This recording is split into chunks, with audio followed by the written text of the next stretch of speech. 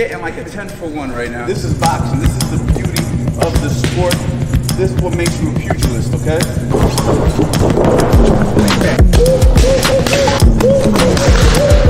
Oh, beautiful. Keep it flowing.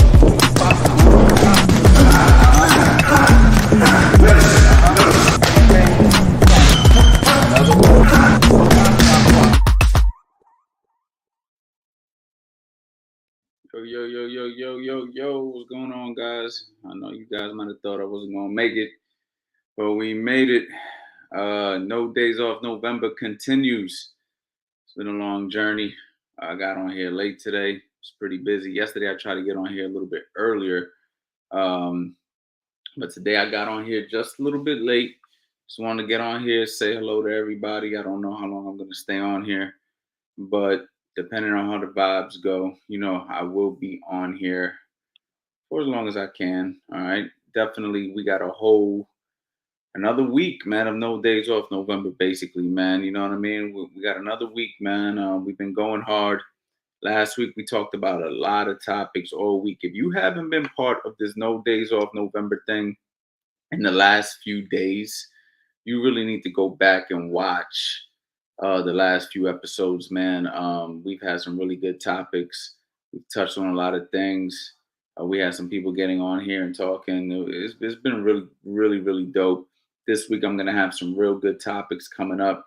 I didn't want to spoil it over the weekend and just talk about everything. So be on the lookout for Monday, Tuesday, Wednesday, Thursday. We're going to go crazy. I know obviously we got Thanksgiving on, I believe, Wednesday. But I'm still going to be here. I'm still going to get on here. I'm still going to talk to you guys.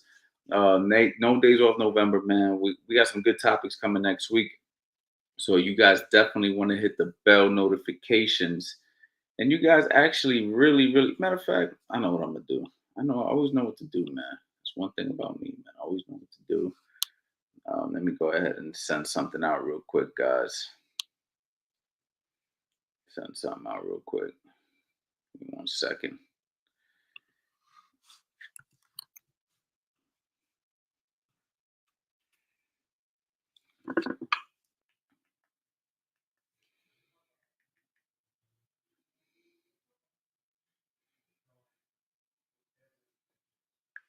Yeah.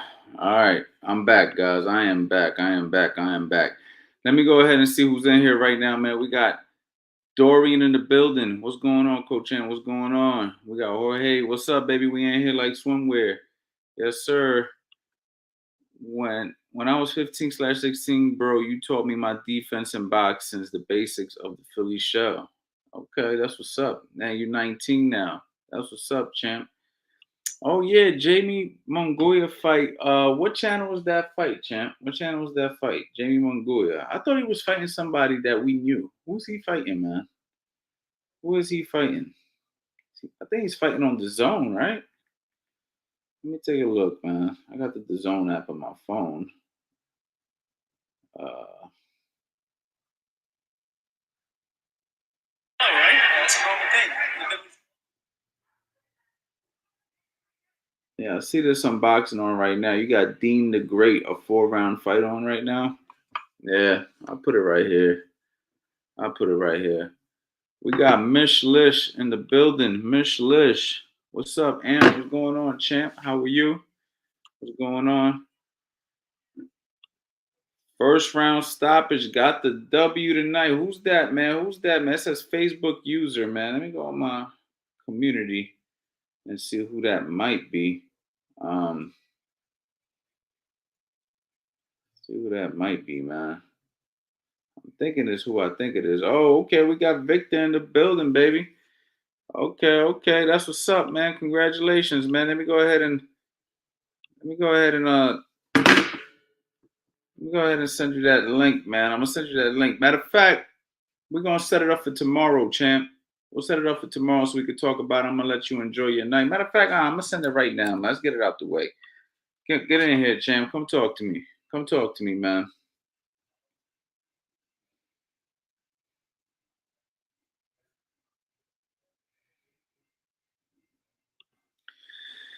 Fresh take vending. How many days a week should I shadow box on my own and how long, man? Listen, if you can do it every day, do it every day, man. If you can do it every day, do it every day. You know, I always encourage people to try to get the most that you can get out of it. You know, shadow boxing isn't no impact on your body. So, you know what I mean? You don't have to worry about overtraining with shadow boxing. You know what I mean? So, you know, if you can get a little bit every day, it doesn't have to be for hours on end. You know what I mean? You just do a little bit. You know what I'm saying? Just move around. You know what I'm saying? Get them little, you know what I mean? You know what I mean? You know what I'm saying? Let them hands move. You know what I mean? Just to stay sharp. No big deal. You know what I mean? Shadow box, guys. And guys, don't forget, man, that Black Friday sale is still going. The coaching calls is still available for the early bird special. Okay, so you get the coaching call, you get the master boxing bundle at 90% off. If you want to grab an individual course, just scroll a little bit more down the website and you can grab yourself a course by itself. I highly suggest the master boxing bundle. You'll never see it at this price again. You'll never be able to see it this cheap again.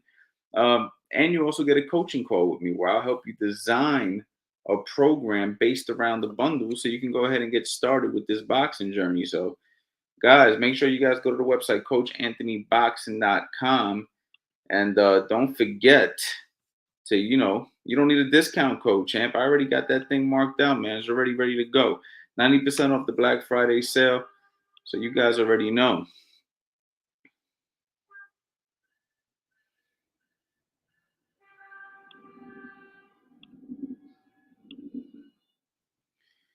Let me see what y'all talking about in here. Coach, what do you think about Emmanuel Augustus? Man, he's a legend in his own right, you know? He's a legend in his own right, man. Hell of a fighter. I actually trained in the same gym as him a few times. He asked me to spar when I first started boxing and I turned him down. I'll never forget it. He was like, "Come on, man, let's get a couple rounds." And I seen how he used to embarrass guys in the gym. And I was like, nah, not me. And I turned it down. And then he pulled me to the side and he actually said, "Hey, man, let me tell you something about boxing." He said, treat boxing like it's your favorite video game or your favorite sport. Have fun with it. Don't be so uptight. Don't be so tense, man. You got to enjoy this. And those words stuck with me. And I ended up using those words with a lot of my amateurs and a lot of the people who were tense when it was time to spar that I was dealing with. So, though I regret not sparring him when I had the opportunity to, um, I also learned something that day that stuck with me for the rest of my life. So yeah, Manuel Stewart, super dope dude, man. Big shout out to him. Coach, not sure if you mentioned, but what is next for Ray Ford? You know, right now, man, I'm just waiting to see who they throw at him. You know, honestly, he's ready for all the big fights. The kid is not backing down from any opportunity. So Raymond Ford is ready to fight, man. The kid really likes to fight. He's a real fighter, and you can expect some big things from Raymond Ford for sure.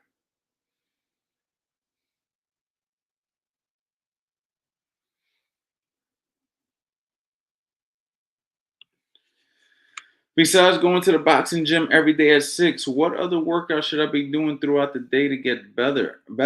I would probably just add some road work in, and everything else you do at the gym should get done at the gym. You know, you should do all your rounds, your floor work, your shadow boxing, heavy bag. You know, mitt work if you get the opportunity to do mitt work, your calisthenics, your core. I would do all that at the boxing gym. And during the day, I would probably add some road work, you know, a little bit, a couple miles, you know, 2 to 3 miles. You know what I'm saying? A couple times a week. Maybe you could throw a sprint day in there and you're good to go.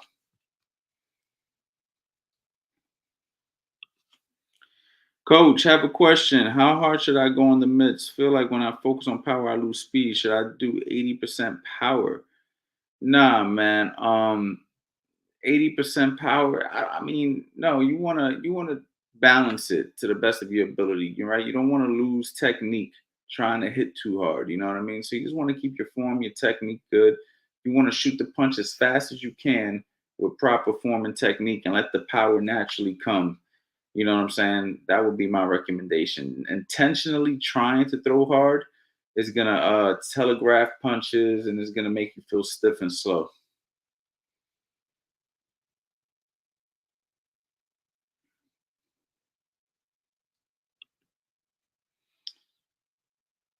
Black, American, Cuban, Mexican, European. What's your favorite boxing style? Um, I mean, Black, American, Cuban, Mexican, European. I like them all, man. Honestly, and I like them all. But I think the American boxing style, without a doubt, is my favorite of them all. I don't know if I'd necessarily say the Black American boxing style, and the reason why I say that is a lot of good black fighters had good white trainers. You know what I'm saying? So we have to take into account that the American boxing style, what I'm saying, it's just an American thing and it's been passed around and redeveloped and refined over the years. And of course, a lot of black fighters are very, popular, what I'm saying, for that style. But you have white fighters that fought out of that same similar system.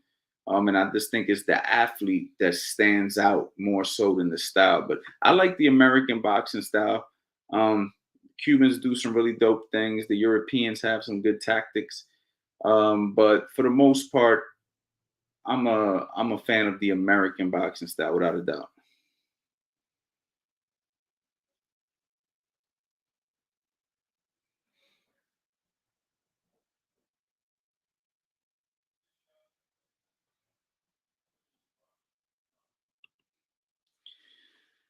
What is the distance pros usually run on their road work? Because I do 2 miles every day. Yeah, every pro is different. Every pro, every trainer, everybody has their own boxing philosophy. So some pros are, they're running 2 miles.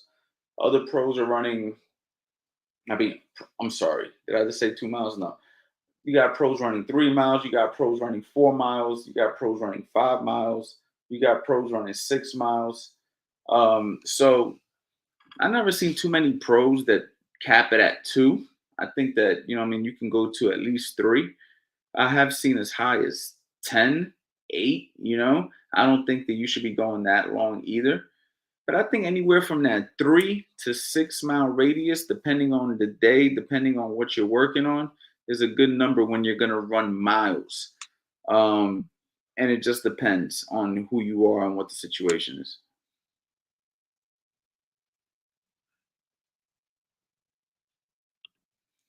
Coach Chan, can you throw the 45 liver shot off the straight, fully extended right hand? I like to fade out with that right hand. So like if I'm throwing that right hand, you can extend it, but I'm gonna be fading out with it as I take a step with my front foot, most likely, and then I'm gonna dig that shot. So I'm gonna take a small step with that shot. It just depends. You know what I'm saying? You might arch it a little bit. You know what I mean? But for the most part, I'm not gonna like throw it perfectly straight like this either. You know what I'm saying? It's gonna be kind of like you're fading, but the shot is fully extended. So yes, you can do it, but you just have to make sure you fade off that center line with the front foot step. You can even step with the back foot, just depends on your preference in that situation. And then you just go ahead and you rip that 45 angle liver shot for sure. Call it a shovel hook. You know what I mean? I call it a hook to the body or 45. It just depends.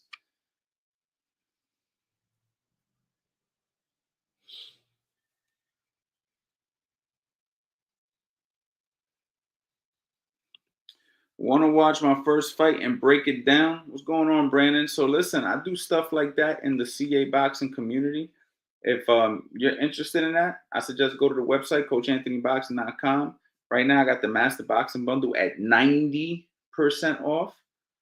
It comes with a coaching call. I actually got on a few of them today with some of the people who purchased the bundles. And we can go over some stuff on the coaching call and see where we can move forward from there. So if that's something you're interested in, man, check out the website, man, coachanthonyboxing.com. 90% off Master Box. It comes with a coaching call. So me and you will personally talk and we'll personalize whatever you're trying to do. But as far as doing them here on these lives, I don't necessarily do that. You know what I mean?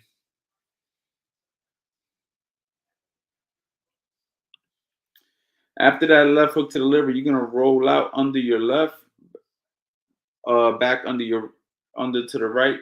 Yeah, for the most part. You know what I'm saying? But it just depends, right? Because if you're fighting the opposite stance, you might pivot out the other direction. So it just depends. But for the most part, yeah, I'm gonna roll under because that left hook typically guys will try to chop down with that hook. When you're throwing that hook to the body, guys will try to chop down with that hook. So it's good to have it to roll under. You know what I'm saying? Right after you throw that hook to the body for sure.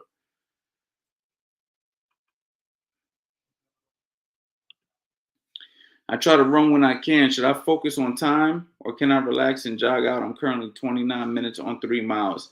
I mean, it's all up to what you're trying to accomplish, champ. It's all up to what you're trying to accomplish. You know, if you're doing this for boxing competition, I would probably try to up the speed. And even in time, even if you were just running in general, I would try to increase the time. You don't have to run more than 3 miles, but I would focus on time. So you ran 3 miles in 9 minutes, then I try to get it in 27, 25, 24, 23, et cetera, et cetera. You can relax and just jog out if you're just trying to burn calories.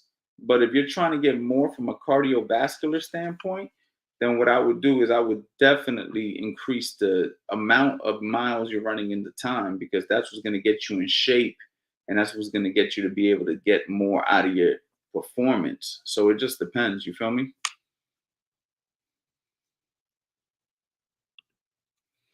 Coach Ant, the Bivol Canelo fight, it seemed that Bivol does not slip and roll as much, but prefer to block and step away to take off the heat. Is that a good strategy? I think it works for him. It works for him. So he has a lot of amateur boxing experience.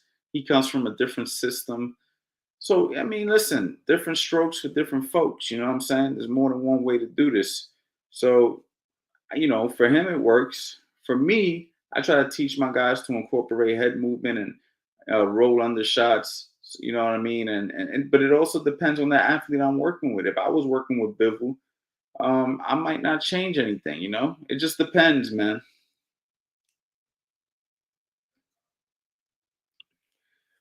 Big shout out to my brother from another Truck and Hustle, man. Thank you for all you do, coach. Your free game is priceless. Big shout out to Truck and Hustle, man. If y'all trying to get your business game up, if you guys are trying to learn about the trucking industry, if you guys are trying to make some money, if you guys are trying to get paid, if you guys want to learn how to get this guacamole, make sure y'all check out Truck and Hustle, man. I mean, the hustle is the truth.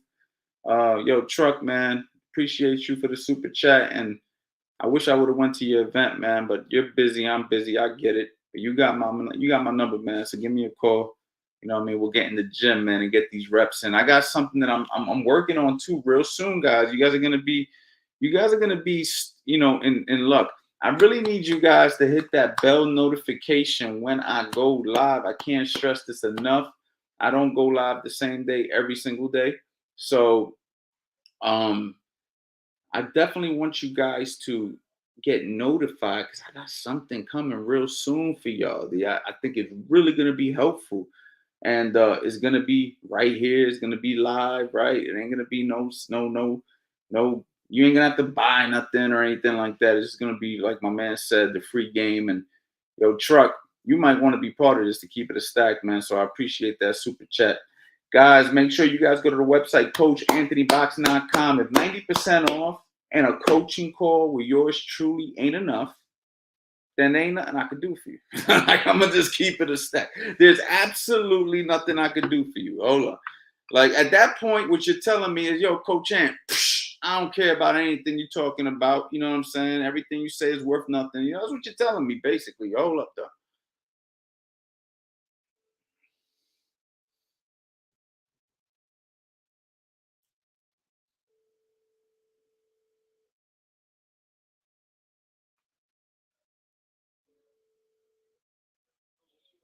It's in your email. Yeah, it's in your email.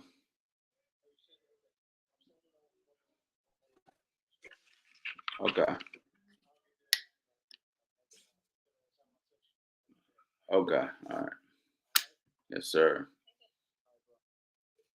My main man, Fast Eddie Chambers. I'm trying to get Fast Eddie on here. All right, let's see.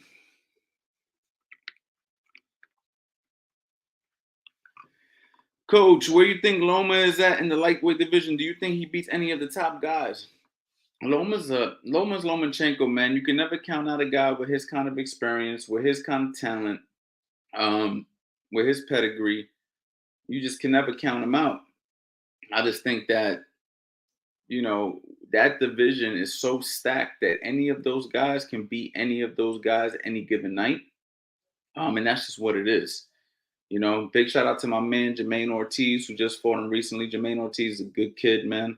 I've been talking positive and highly about Jermaine Ortiz since the first time I seen him fight. I think the first time I seen Jermaine Ortiz fight, well, the first time I seen him fight was when he fought Jerome Boots Ennis in the amateurs. But after that, I seen Jermaine Ortiz fight. I think it was like on the Mike Tyson undercard or something like that, and I thought he looked phenomenal. And then I continued to keep up with him, you know what I mean, show him love. And we actually went up to Massachusetts to spar him for that Lomachenko fight with Raymond Ford.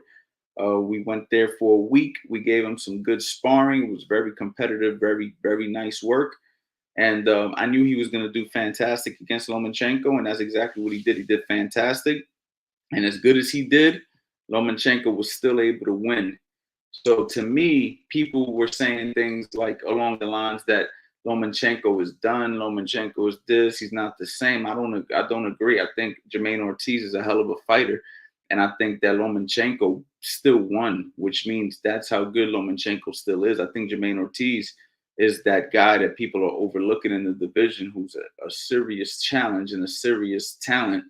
And Lomachenko was able to win. So let's just give credit where it's due. Lomachenko is a hell of a fighter, and any of those guys fight Lomachenko, they're in for a fight. Now, is Lomachenko unbeatable? Absolutely not, right? We've seen him lose. He looked like he could have lost this fight, even though I thought he won by a smidget. You know what I'm saying? And though, can he do that against Devin Haney? Remains to be seen. Can he do that against Javante Tank Davis? Remains to be seen. Can he do that against Ryan Garcia? Remains to be seen. You know, and we're about to find out a lot about Ryan Garcia and Tank Davis. And I feel like Devin Haney still has a lot to prove. I mean, yes, he beat Kambosos. Yes, he's undisputed at the moment, but Devin Haney still hasn't fought the top of that food chain yet. You know what I'm saying? So, I mean, of course, you could say Kambosos beat Teofimo, but I just think the stars aligned for him.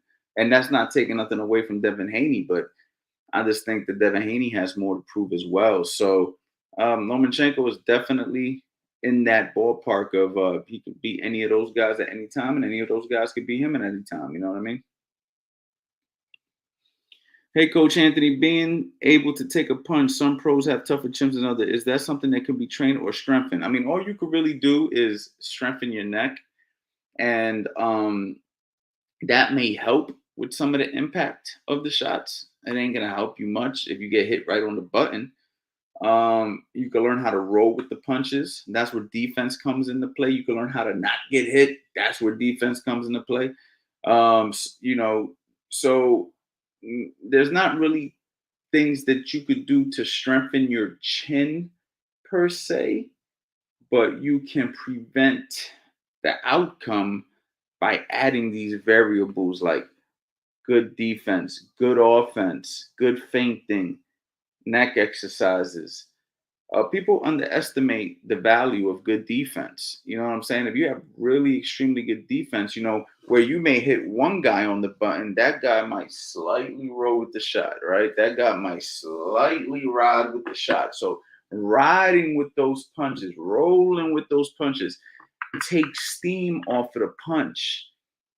And therefore, you're able to absorb the shots that you do get connected with because you didn't take it on full blast.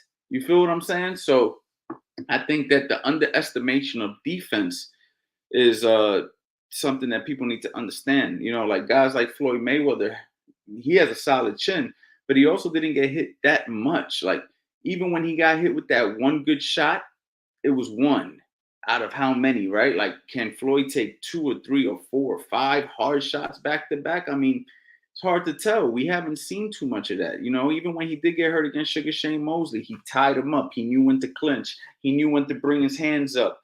You know, The next round, he recovered fairly quickly because he was in really good shape. That's another thing. When you're in extremely good shape, you could do more. You know what I'm saying? Now, it's always those shots you don't see to knock you out. They say it. That's the old saying, right? That's how the old saying goes. It's always those shots you don't see that knock you out. And guess what? If you don't see it, there ain't nothing you can do about it. You see what I'm saying? And I don't think it matters how good your chin is if you don't see the shot. Now, what I will say, I do believe some people genetically are gifted in that department, just like some people genetically um, are fast. Some people genetically are strong. Some people genetically can punch. Some people genetically can absorb a lot of punishment.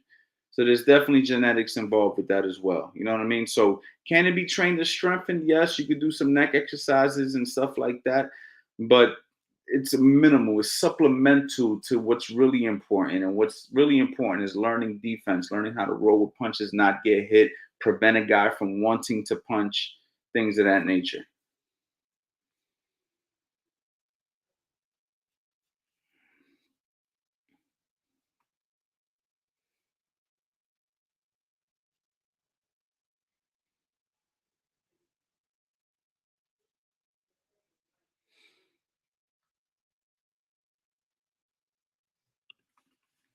Coach Ant, when I'm tired during sparring, I keep chin up. What can I do to keep the chin down when I'm a little tired? Man, you better focus on that. You better focus on it. You know what I mean? That's what I would suggest. I would suggest focus, man. You know what I'm saying? Jay-Z voice. Like I would focus, you know what I mean? Because it's like in your training, I would focus shadow boxing, heavy bag. Like some things in boxing you have to focus on. It takes concentration. You know what I mean? So yes, you could do stuff, right? Like I could put a ball under my chin when I'm training and all of that. But for the most part, I gotta remind myself.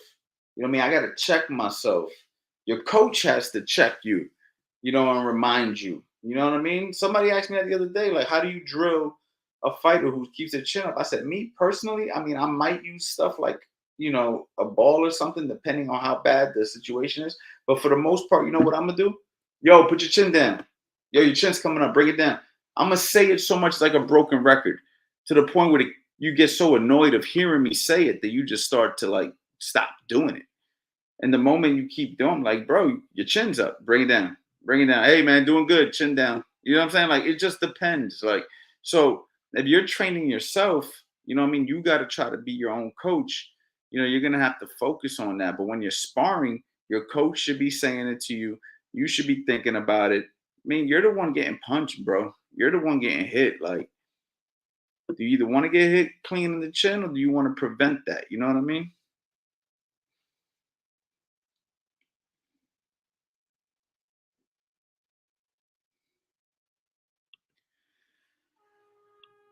Hey, coach, what do you think is going on with the U.S. amateur boxing program? The U.S. is no longer a superpower in Olympic boxing. Today, I watched the U.S. team take a beating in the World Junior Championship. Man, I haven't been keeping up with it, man. I really haven't. I got to be honest with you, G Money. I don't know nothing about the amateurs right now. I got a kid named Jamar Talley who I trained, took him to the Olympic trials. That's where you see that little, well, you can't see it, but well, that thing's pinned to the damn wall. I don't want to mess it up, but boom. See that right there? That USA right there on the top, where it says the USA, that's from the Olympic trials for a fighter that I coached. And that was the last time I did anything with the amateurs. So I haven't been paying attention, man. I completely lost touch with amateur boxing. I don't coach amateurs at all. Like I've completely walked away from it. So I haven't even been keeping up with the headlines of it, unfortunately. But if I had to take a guess, well, for one, I hear that the Olympic boxing is going to end in 2028. I believe. I believe there's going to be no more. If I'm not mistaken, somebody correct me. And I don't know, man. I don't know, man. I think that maybe the Americans are just focusing on professional boxing at this point. You know, guys want to make money. Guys aren't worried about the amateurs as much. I think that the amateur thing is cool, but I do think there's a point in a period where it's like it becomes just excessive, if that makes sense. It's like when I hear guys with like 350 amateur fights, I'm like, why? Like, why? Like, what are we doing? Like, can somebody explain to me why we need 300 amateur fights before we make a decision to turn professional? You know what I mean? I mean, I don't know. You got to have a real passion for amateur boxing. It's kind of like guys that like NCAA over the NBA. But me, I've really just started to focus on professional boxing. Is really my passion when it comes to competitiveness at this moment in time. Even though I spent years in the amateurs, years. You know what I'm saying? But I'm sorry, I really just don't know. I don't know the answer to that.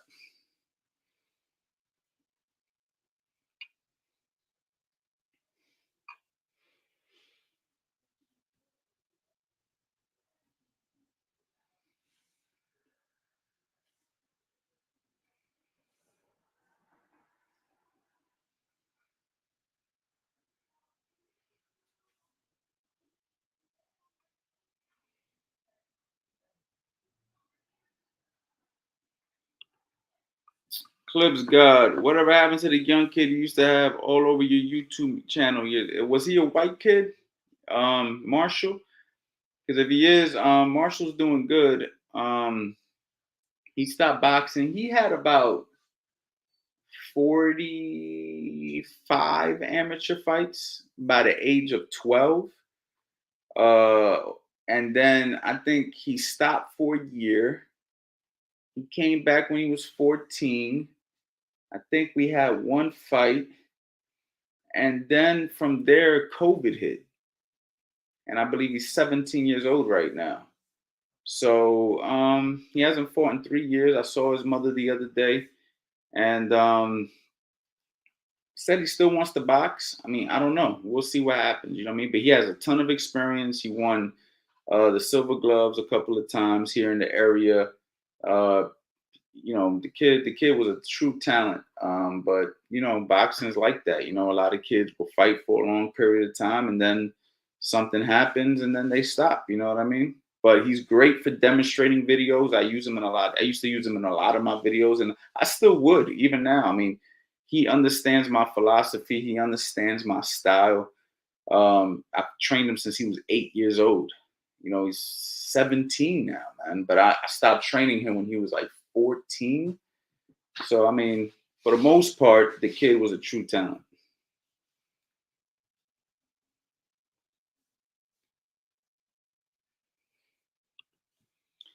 Bruh, how he gonna stop boxing? He was nice with it.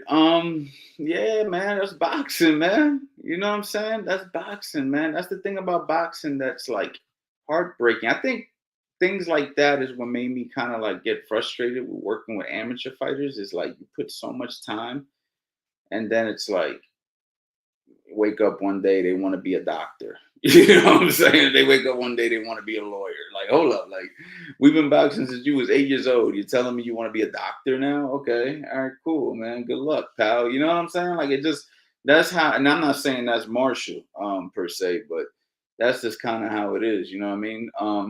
But listen, his mother still wants me to work with him. He still says to his family he wants to box. You never know what the future holds. Like I said, I've been teaching that. I taught that kid a lot, and that kid he was very, very, very huge upside to him. But you gotta want it more than me, man. That's one thing about this boxing stuff. You gotta want it more than the trainer. The trainer can't want it more than you. You know what I'm saying? The trainer cannot want it more than you. If you decide you want to box, you gotta show the trainer that you want this. It's like going to a nutritionist saying, I want to lose 30 pounds. But the nutritionist wants you to lose the 30 pounds more than you. Like you don't follow the nutrition plan. You still do whatever. Like, bro, you don't want to lose the weight that bad. Like, you like the idea of it, but you don't really want to lose the weight. Because if you did, you'd follow everything. Matter of fact, you'd be calling your nutrition up like, yo, I follow the plan. I'm ready for a more strategic plan. Like, you see what I'm saying? Like, boxing's the same way.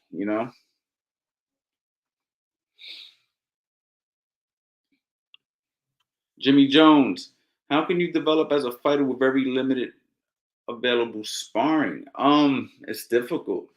I have to tell you the truth. You're gonna have to travel for sparring, eventually. I mean, you could shadow box, you could hit mitts, you could hit heavy bags, but guess what? You need somebody to hit your back. Now you can develop.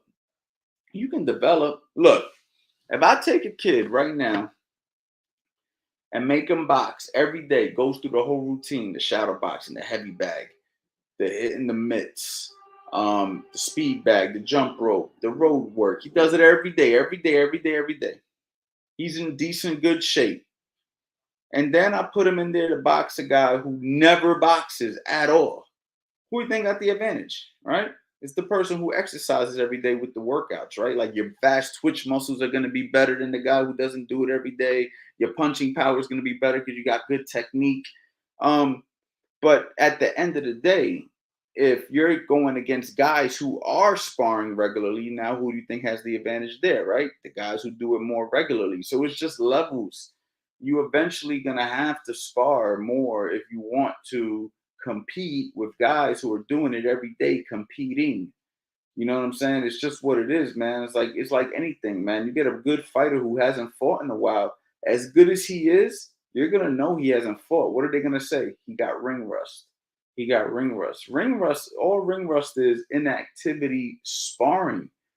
You know what I mean? You could take a guy who hits the bag every day and put him in the ring. If he hasn't been sparring, he's gonna be ring rusty. See what I'm saying? So, you need to be sparring champ if you want to increase as a fighter. There's no doubt about it. And you need to be finding different kinds of sparring, quality sparring. You can't spar. Even listen, me and another coach that I'm working with, Coach Reg. Big shout out to Coach Reg. We talk about this all the time.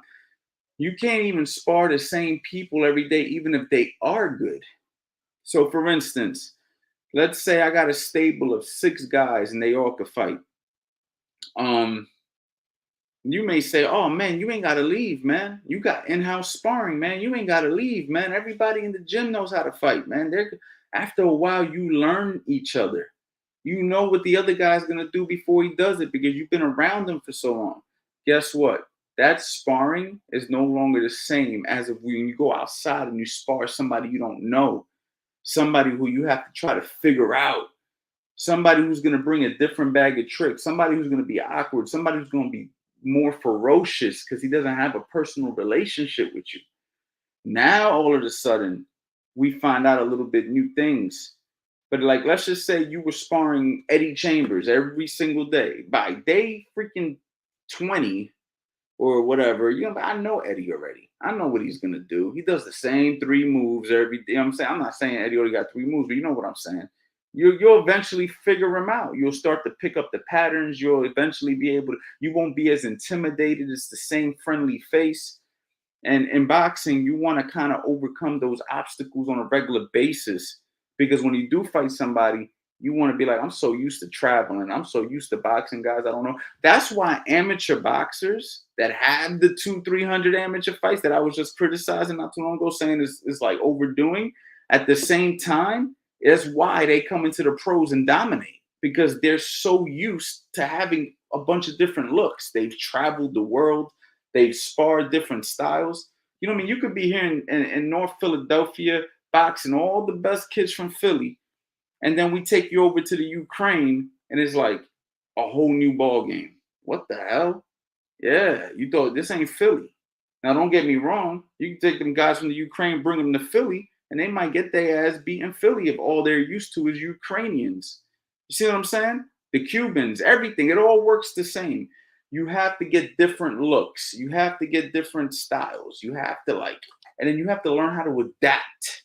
That's what boxing is too. You have to learn how to adapt throughout the years and the styles and the situations. You know what I mean? You get a good East Coast kid. He does all that nice stuff, man. I know for a fact because I went to the West Coast with a lot of good East Coast fighters. We go to the West Coast, then you got the Mexican style. Guy just comes at you throwing a bunch of shots to your body and your head, and it eliminates and frustrates and all of a sudden, all them beautiful skills get the because you're not used to dealing with a guy who throws 1,000 punches around.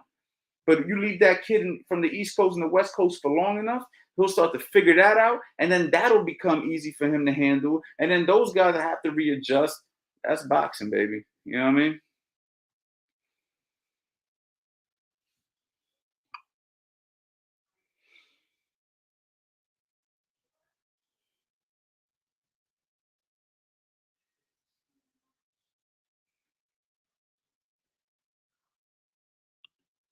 Yes, sir. Yes, sir. Yes, sir.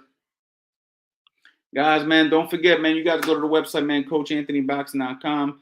I'm going to wait here a little bit longer for Fast Eddie Chambers. We'll see if Fast Eddie actually gets on here. He said that he'll try. He'll try means maybe. You know what I mean? Maybe so we can have a nice little chop conversation with my man Eddie. If not, next week, man, we're going to have some really dope topics. I might start as soon as tomorrow. So what I need you guys to do is hit the bell notification. Okay, make sure you guys do that. Hit the bell notification. All right, so you are alerted when I do these videos. And if you're just chilling doing nothing right now, if you're watching this, can you just hit that like button for me, man? Help that algorithm. You know what I mean, obviously I want to grow my channel. I want to reach as many people as I can. So with your guys' help, right, you guys might, actually help me accomplish my goals as well. You know what I mean? That's the goal. I'm trying to reach as many people as possible and teach through the sport of boxing. One of the main reasons why I reduced my bundle to 90% off. Okay. You'll never see it this cheap again. And I know I said that last year. Like last year I did a 75% off for Black Friday. And I said, I'll never do this so cheap again. I was going to do 76% off this year. Kid tested me. He said, why don't you do 90% off, coach? I was like, hell no. Then I thought about it. And then I was like, you know what, man? Fuck it. It is what it is. Let's go. Let's do it. Let's see what happens. Right? Then I said, you know what? I got the Coach Anthony 2.0 program that I actually released last month, whereas I'm working with people side by side. If you didn't see yesterday's episode, check it out. You can check out my man Carlos Rodriguez. I coach him, coaching his son Aiden, and he gave basically a testimonial of how his program has been going. And this ain't an actor. This is a real human being.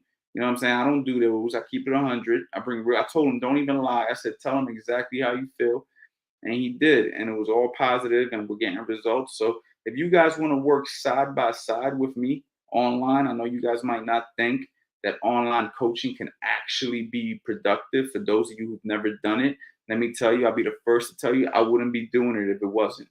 All right. I'm able to really help, man. Like with today's modern day technology, you guys would be super duper surprised how effective we can be from a distance. And I can still get the most out of you if you're willing to put in the work, if you're willing to invest into yourself. Coach Anthony 2.0 is on a whole other level.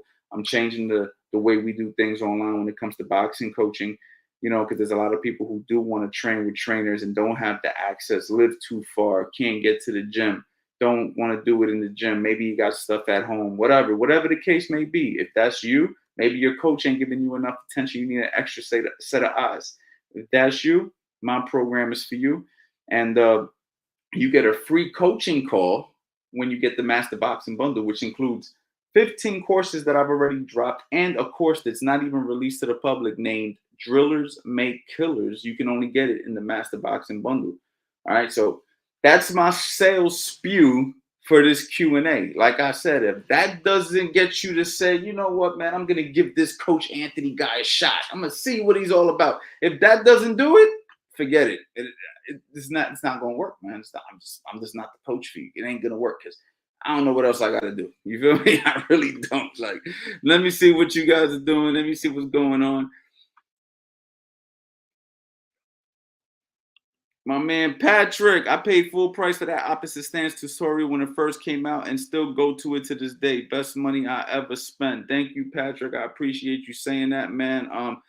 How to Box the Opposite Stance is a freaking phenomenal course. Let me tell you something. I've been blessed in the most awkward way that I actually worked with Tevin Farmer, and the stable that Tevin Farmer was in had nothing but southpaws. I used to work with all the southpaws in there.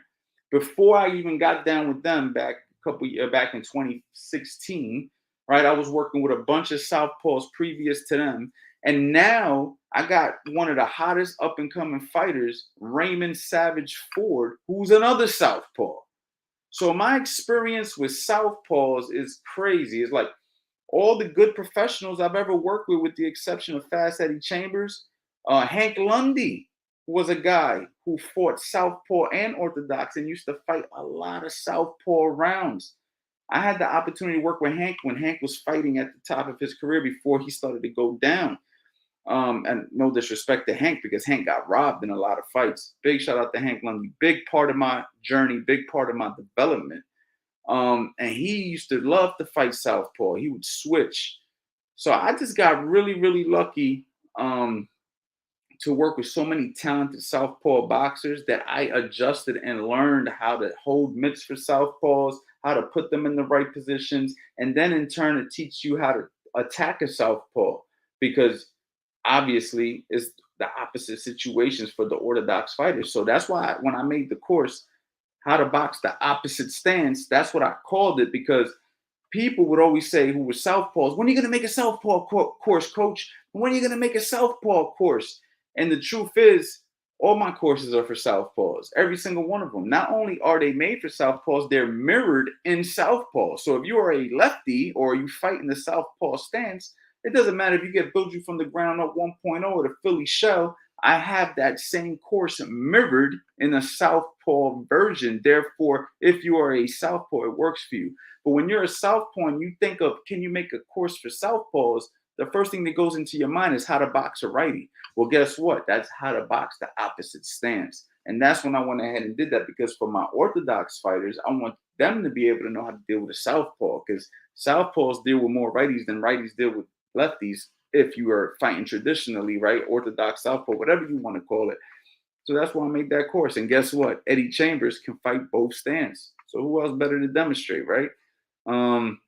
So yeah, man, thank you so much for saying that. But I went on that spew because I just think people underestimate the courses, man. I really do. I got this gut feeling that y'all sleeping. Like I just do. Something tells me I don't know. I don't know. I just feel like y'all sleeping.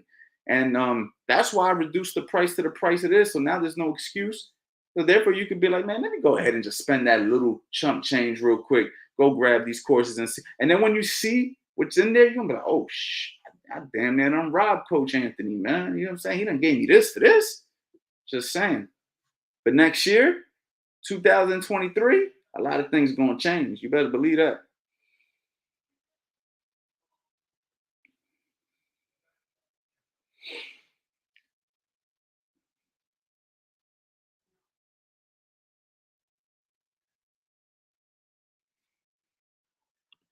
I'm sleeping. I ain't gonna lie. Listen, man. Listen. Don't change your mind when the price go up. That's all I'm gonna say. Don't change your mind when the price go up. Don't be like, you know what? Now I'm gonna do it because I'm telling you, I'm not reducing it like this ever again. 90% off is like a slap in the face, but I'm the one who did it, so it's all good. You know what I mean?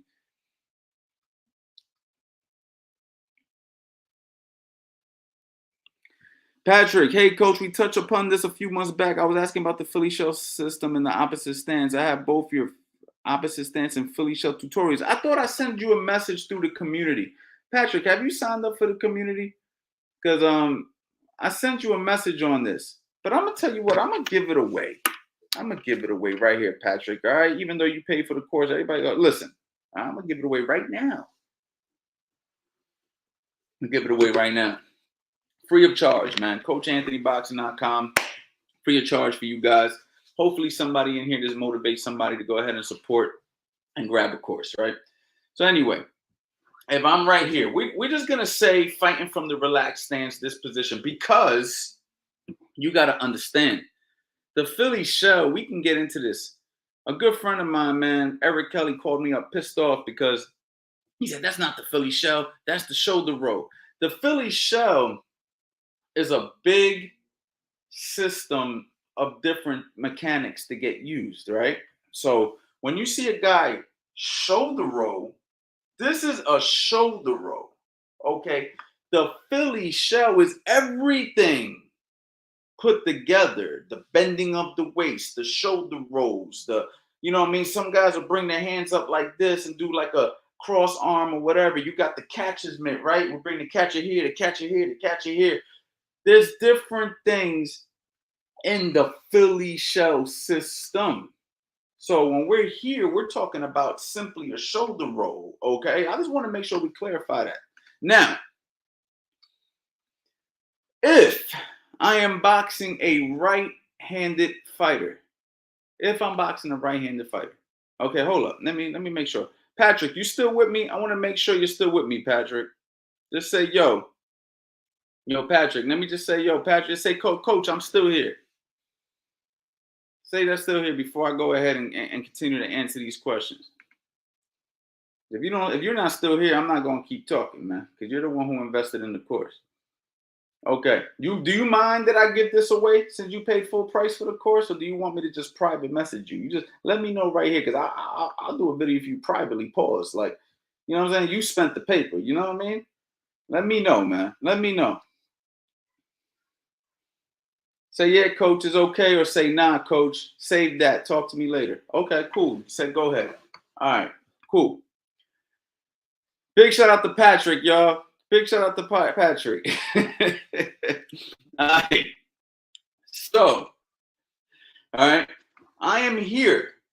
If I am boxing a right-handed fighter, he throws the straight right hand. Boom, right? So what do we do from this position? We shoulder roll. Okay? We shoulder roll, right?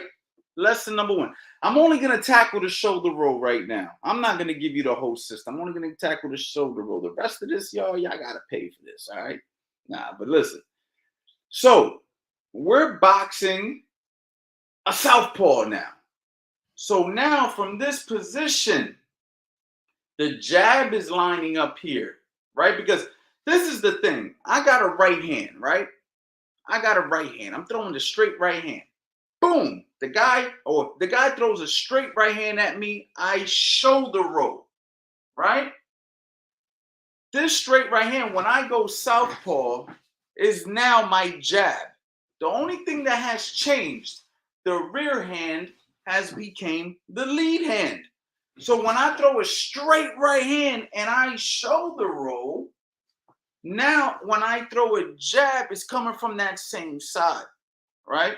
Now, when we're boxing like this, we can still catch a jab, okay? I'm actually going to talk on that too. If you're a southpaw and I'm fighting out of this Philly shell, right?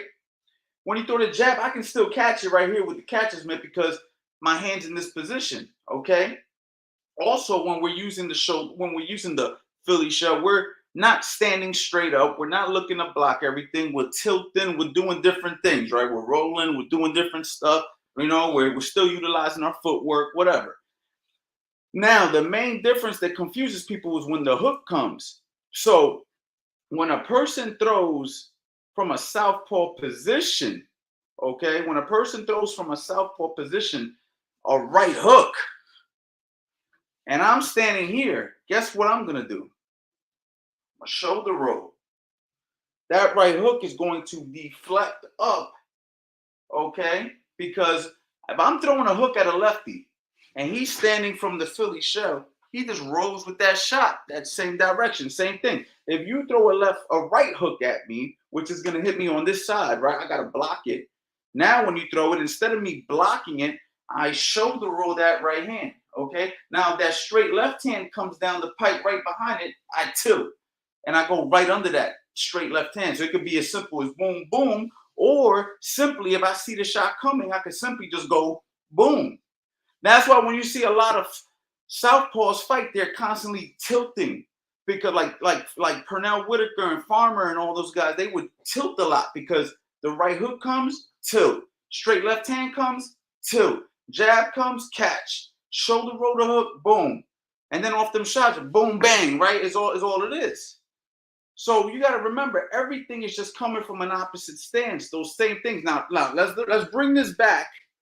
Let's bring this back to where we were boxing a righty. Okay, now we go over this in full demonstration in the Philly shell in the Philly shell system in the how to box the opposite stance. It's a segment. It's not a whole course. It's just a segment. So you might have skipped over it if you didn't watch every detail of that course. And me and Eddie Chambers go over it. And then not only that, the things that we talk about throughout the course is how it has to get put together in your brain.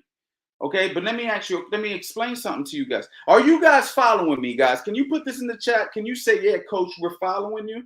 Or am I losing you guys somewhere or confusing you guys right now? Or is not making sense to you guys? Or you think I'm dead wrong? I don't know what the hell I'm talking about. Which one is it? Can you guys in the chat say, yeah, coach, we still with you? Just let me know.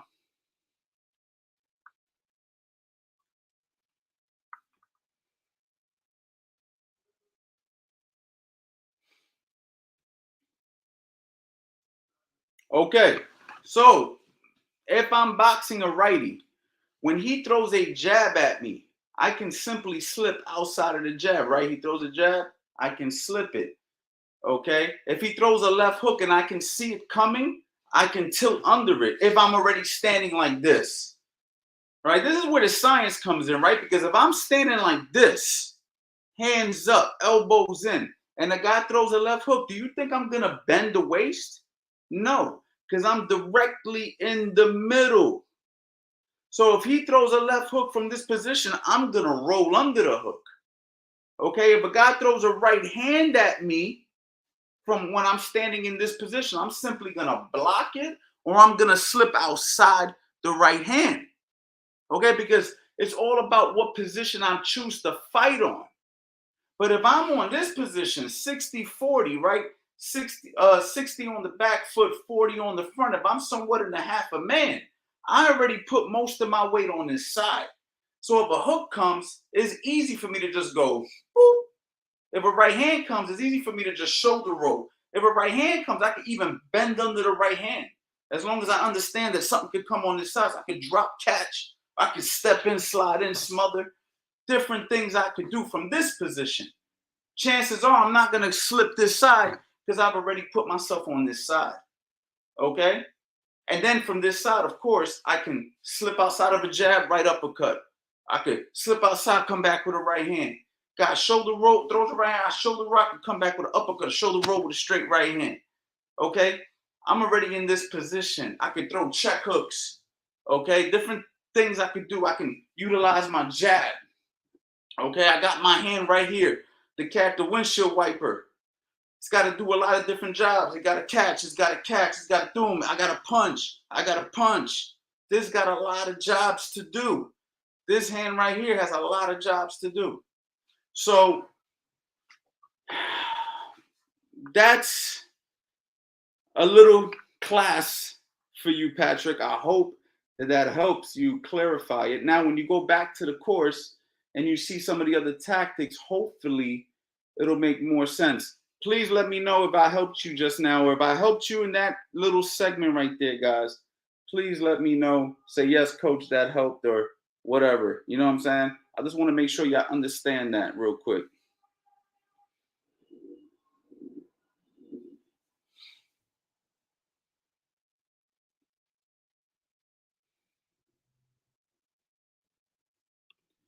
I love that response. I totally understand. A perfect example is when Judah hurt Cotto when he shoulder rolled Cotto's jab, caught him with a left uppercut. I absorbed that information. Thank you. Thanks, coach. I'll check out the community as well. Helpful segment. You know what I'm saying? So yeah, guys, it's just you just gotta understand it's all about opposite positioning. So I'm here in front of you. You throw a right hand, typically, right? Oh, I got a good point. Okay. You throw a straight right hand at me, and I'm standing directly in the middle, right? I'm gonna slip here. Chances are I'm gonna throw a hook to your body, hook to your head, left uppercut. Maybe when you throw that right hand, I might slip and throw my right hand at the same time. It all depends, right? Well, when you're a southpaw and now you're standing this way, when you throw that straight jab, which is your right hand, see, there's no difference in hands. You're still throwing the right hand. It's just coming from the front instead of the back, right? If I'm throwing a left hand and I'm popping you with my jab as a righty, pop, pop, pop. Now when I go this way, southpaw, and I throw the straight left hand, it's still the left hand, right? So the rules still apply.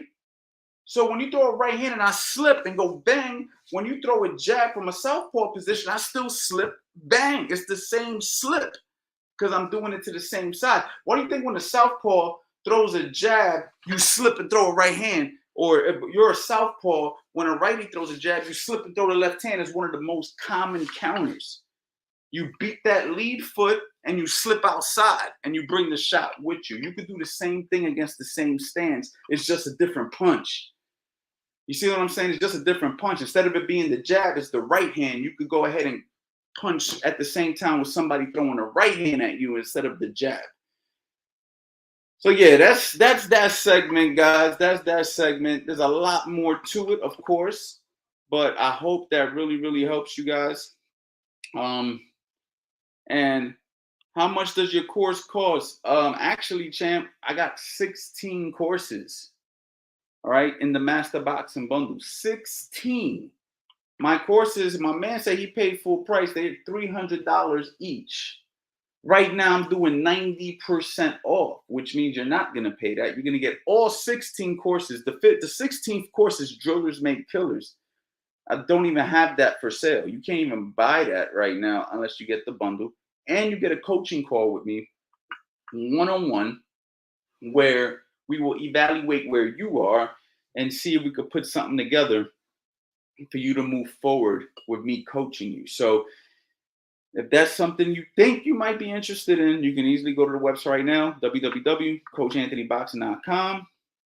And by all means, champ, get in there, get in the program, because once I change the prices, listen, 90% is 90%, man. I mean, if you think I'm going to keep 90% going for, longer than what I have to, believe me, I'm not. You know what I'm saying? But I did say what I was going to do, and I'm a man of my word. You know what I mean? So if I say 90% off till Black Friday, I mean that. You know what I mean? So jump on that.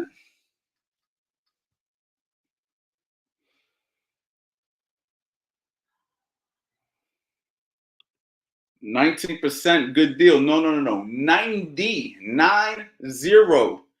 You're getting almost 100% off. 90%.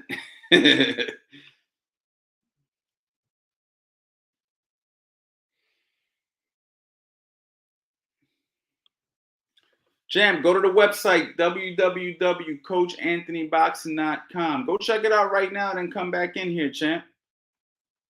Go check it out and come back in here.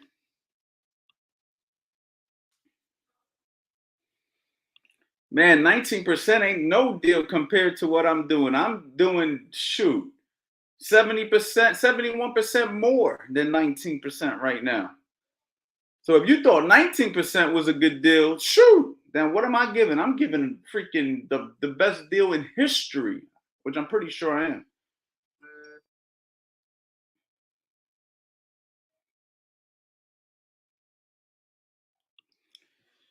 Interesting. I kind of gave up on it versus the opposite stance. I started mimicking Spatter Ford during COVID and trying to copy it. When gyms finally opened up, I took a few beatings, so I abandoned the low lead. Listen,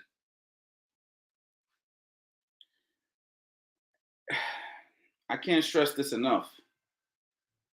Everything isn't for everybody, right? So you have to make sure you just understand the fundamentals of the system and do it fundamentally and let your own style develop. We can't try to be other fighters. Other fighters have other attributes that we have to take into account. We talked about fighters with good chins. We've talked about fighters with extremely good power. We've talked about fighters with extreme athleticism. Imagine trying to mimic Roy Jones Jr. You know what I'm saying? And your natural body makeup is, freaking Ricardo Mayorga or somebody like that. You know what I'm trying to say? Or, it's like you have to know who you are. You have to build your own identity. So what you do is you learn the fundamentals. And based off the fundamentals, you go ahead and proceed. It also matters, who are you boxing? What level are you? What level are they? You know, all these things take into account. How much do they weigh? How much do you weigh? What kind of experience do they have? What kind of experience do you have? What kind of shape are you in? What kind of shape are they in? So when you say you take a few beatings, there's a lot that goes into that. Okay. Now, you need somebody to coach you. You need somebody to help you and develop these things. You can't do it all by yourself. This is where I recommend people that if you're going to be boxing competitively, you have a coach working with you in real time. Okay. And if you're trying to learn this, I've opened up the doors to Coach Anthony 2.0 so I can help you online and really make sure I can honestly assess you and tell you where you're at. Had I been working with you, I would have told you 1000% you're not ready to do that. You're not ready to fight with your lead hand low. What are you doing? No, not for you. So this is where having access to somebody like me or to a real coach in real life that knows what they're doing is what's going to be your savior in these situations. You can learn this stuff on your own. It's going to take you experience like what you just went through, which was a few beatings, and you don't want to do that, champ. This is why I never recommend guys to go spar without the supervision of a coach and without listening to the instructions of their coach and without having real schooling and real teaching. You see what I'm saying? So there's just a lot of things that go into play with this, Patrick. You feel what I'm saying? And I don't want you to just try stuff for the sake of trying it. There has to be some accountability, some real feedback from an experienced set of eyes to tell you, yes, you're ready for that. No, you're not ready for that. You know what I mean? That's where coaches come into play. You know what I mean? You are so right, coach. My point was I learned a lesson in abandoned ship. I do like a bit of the Philly shell versus other southpaws. No coaches here teach that style. Lesson learned. Yeah, man. I mean, look, you know, don't abandon ship.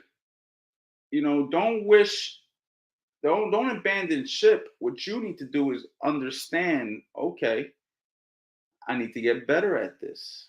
I need to get better at this. I got to get better at this. We never just abandon ship because things get difficult.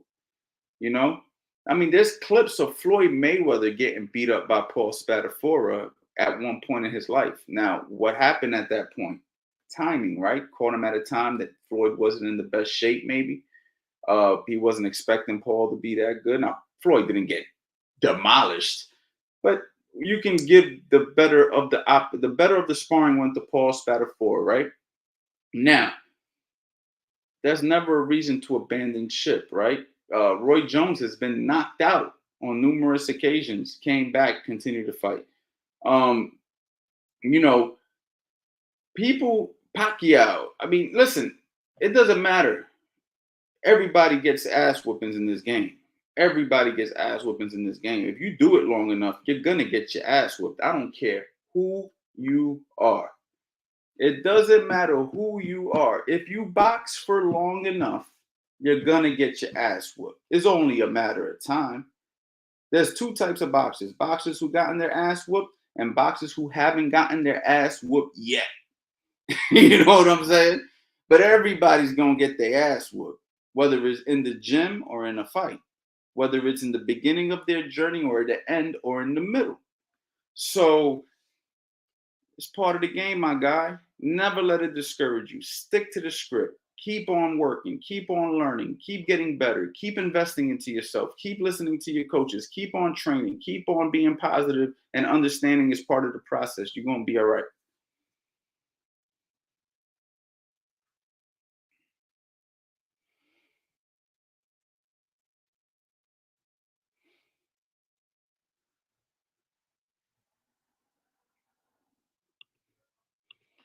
Yep. If you want to go ahead and just grab one individual course, champ, they are priced at $79. So you're getting like a $221 saving for just grabbing one.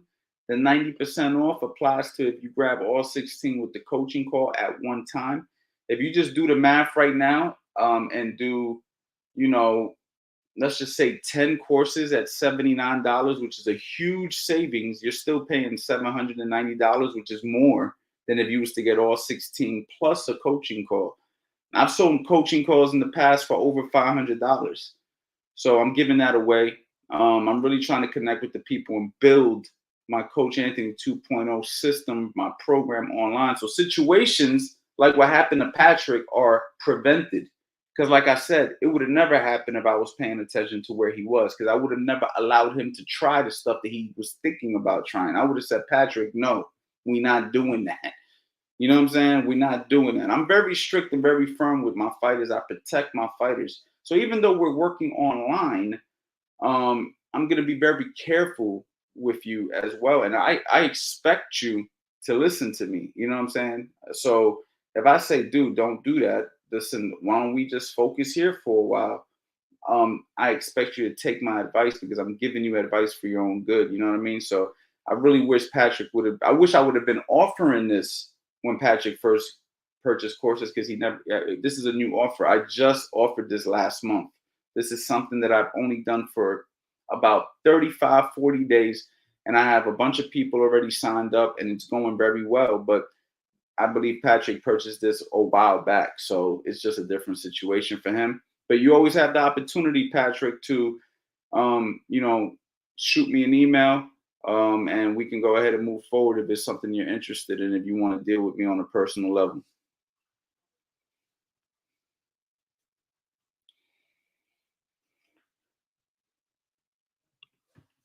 Ralph, I'm not a morning person, but I want to wake up early to train. What's the best advice to give a person like me to wake up early? Go to sleep early. You know what I'm saying? Go to sleep early so you can wake up early. The beginning's gonna suck. Let me tell you something. I am the worst morning person. I am a true night owl by nature. But it's like this, bro. If we got goals, we have to align ourselves with the goals that we're trying to align ourselves with. So if you are a person who has a problem getting up in the morning, then maybe you should try to figure out a way to schedule your training sessions at night. Now, if you are a person who only could train in the morning, if you know, coach, there's no way I could train at night. If I don't get up in the morning and I don't do it then, it's just not gonna happen. So then we gotta fucking sacrifice, champ.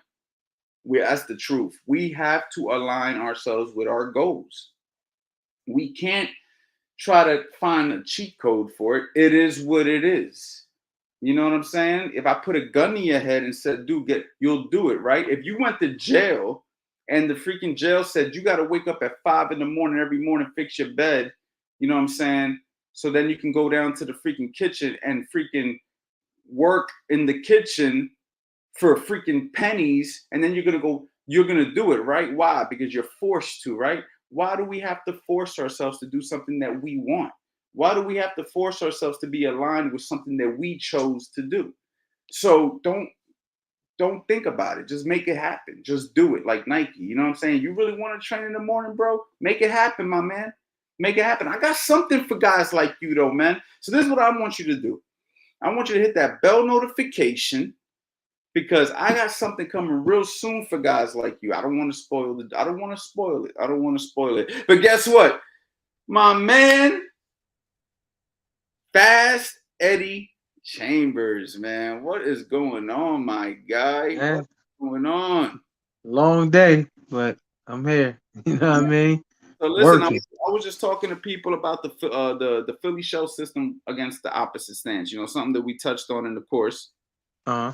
and I was just letting people know, you know, basically like just some of the tactics, like shoulder rolling a right hook instead of a straight right hand, Hmm. bending the waist under a straight left hand, you know, under the straight, basically like if you're slipping a jab or bending the waist off of a hook from a lead stance position. Trying to Yeah. just enlighten some people. We had a gentleman in here by the name of Patrick that, you know, he had some rough sparring sessions because he said he was trying to mimic Paul Spadafora and it just wasn't working for him. That's tough. What do you have? What is your advice for a guy like Patrick who was boxing with his lead arm low prematurely in his boxing journey? He didn't really understand the system enough. And I don't think that he had anybody teaching him on the outside. He simply just took a glance at the course and tried to figure it out on his own.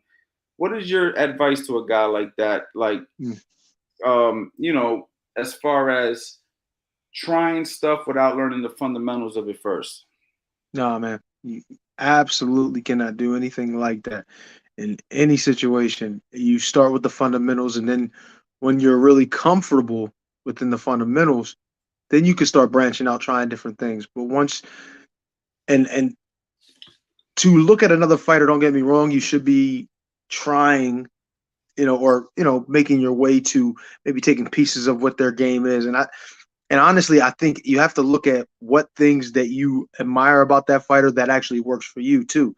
Like, just because you see him doing it doesn't necessarily mean it's going to work for you. Not everybody's style is exactly the same. There's no cookie cutter situation that works for every person. It just doesn't work like that for every fighter. You know what I mean? So my thing would be to learn the extreme basic things first, make it to where you don't even have to think about it. It just happens. Then start to branch out and try different things that you like, that you've seen, different, not only just techniques, but training habits and things that you want to mimic to work on different parts of your game. You can then do it, but the basics are the basics. They're there for a reason. You know what I mean? That very basic hands up, catching shots with your hands up, slipping shots in the right way, if rolling. Those are all basic techniques that you should have down pat before you decide to look at a style that somebody has created based on their abilities. You know what I'm saying? Then try to take and just, I'm gonna beat them, because you'll see a lot of guys like that, people that like to try to do the Philly shell and stick to it like it's a religion, and then they get themselves knocked out or hurt or they lose fights because they don't understand that principles of that is meant for you to use. But you can't just stick to the thing even when it's not working. Even Floyd Mayweather picked both his hands up, so did James Toney, and they were two of the best at the Philly shell. So you have to look at the situation. You know what I mean? Know what you're getting yourself into, and you already have to have the basics down before you try to make any of these moves into these high level styles that you may not even quite understand. So basics first, always. Exactly, man. I basically said the same thing in a few different words, and this is why, Eddie, I'm doing 2.0 now. As you know, as you've seen, I showed you some of the stuff that we're working on, and I told him, had he been in the 2.0 program, this would have never had happened. Because for one, I would have told him, hell no, it's not going to happen. And I probably would have called you into one of the calls and said, hey, Eddie, give this guy a pep talk. Tell him what you see. And you would have been like, hell no, we're not doing that right now. Let's go back to the basics. Let's go back to the fundamentals. So that's the value of the Coach Anthony 2.0 system, is that you have access to guys like myself, guys like Fast Eddie Chambers, access to material that we've created, and you'll learn how to navigate it the right way. I think that people need to understand that you have to not only have the information, you have to know how to apply the information. You see what I'm saying? So this is very, very important. Eddie, man, it's a lot going on, man. There's just a lot going on right now, man. What's up with you, man? What you got going on, man? Tell the people what you're working on. Well, working on getting my old ass back in the ring. That's one thing. Just trying to, my head's already in the right place when it comes to, the process of training and getting ready. I already know what it is that I need to do. It's just a matter of getting them old bones, you know what I mean, back moving in the way you need them to move to make to make yourself ready, to get yourself ready for a particular for fighting.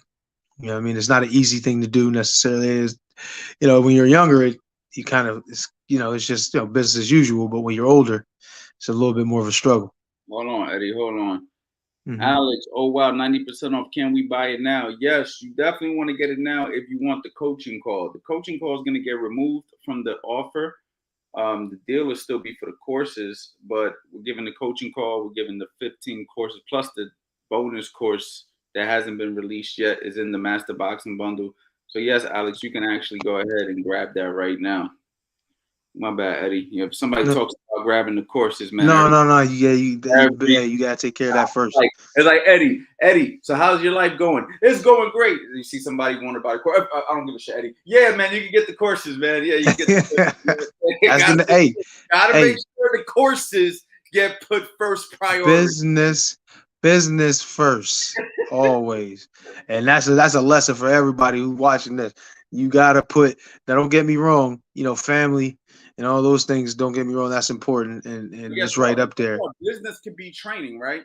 Exactly. You're getting the bag and working the bag, and like you're getting a phone call from your homeboy. I'm looking at that phone call. Like, I'll holler back. I'll call you back later, right? We got work to do right here. Like training is business. Right. Making money is business. Spending time with your family is business. If you're spending time with your family and somebody's calling you to just talk some bull crap, hey man, we'll talk later, man. Right now it's family time. This is important business. So, that's personal business. Yeah, you just have to know how to prioritize the different businesses in your life. It's just a word that we're using, but it's the truth. It goes like that for everything. That's a fact. So just like we were talking about, just getting back into the business of training, you know what I mean? You got to be able to focus on it 100%. And that's where things can become a bit of a struggle, especially when you're a guy at my age, you know what I mean? And there's a family there. There's bills, there's different things you got to get done. And, early on this comeback journey, it's not going to be very lucrative right away. And so you got to make sure you prioritize your time. And you also have to make sure that, you're going to give a quality product when you get in the ring too. So it's like, you have to really, really think about what's important and focus on that and try to put as much time as you can, as much of your free time as you can, to try to get, try to do the most important things and to try to juggle these priorities and put them in their proper place, get your ducks in a row, for lack of a better term. So it's like right now it's taking a little bit of time, but I got the fights that I'm going to be taking early on. Hopefully won't be as dangerous right away as the fights that we're hoping to get to. So maybe I'm still able to kind of figure it out as I go. And eventually this will become just a full-time thought. It's just getting back in there and making sure I take care of business here first, because this window is extremely short. Like, especially now, the window's short from when you're 18, turning pro, fight for years. You know what I'm saying? That's still a short window. It ain't like you got to you 65. In this situation, and you got a short window, 18 to whatever you decide to stop, or depending on your success. But now that I'm a old dude, I don't even want to say my age right now, but now that I'm an old dude, my window is even smaller. My window is way smaller. I don't even got a window no more. I got a damn part of a window. You know what I'm saying? My window is cracked, and I got to find a way to open it up. So at this point, it's just making sure, like I said, I prioritize the things that are most important, especially now that I'm about to put myself back in the line of fire and in this danger zone. So yes, it's a process, but I'm ready to take it on because, there's not much time I have left to do this. And if it's going to do something for me financially as well as, with my legacy, I'm going to take it. What are you doing tomorrow, Eddie? Me? Training. I'm doing some form of training. It's Sunday. Don't get me wrong. It's Sunday. We gotta get in the lab tomorrow. We gotta get in the lab tomorrow. We could. You know what I mean? We could. I'm going to the gym anyway. Might as well, right?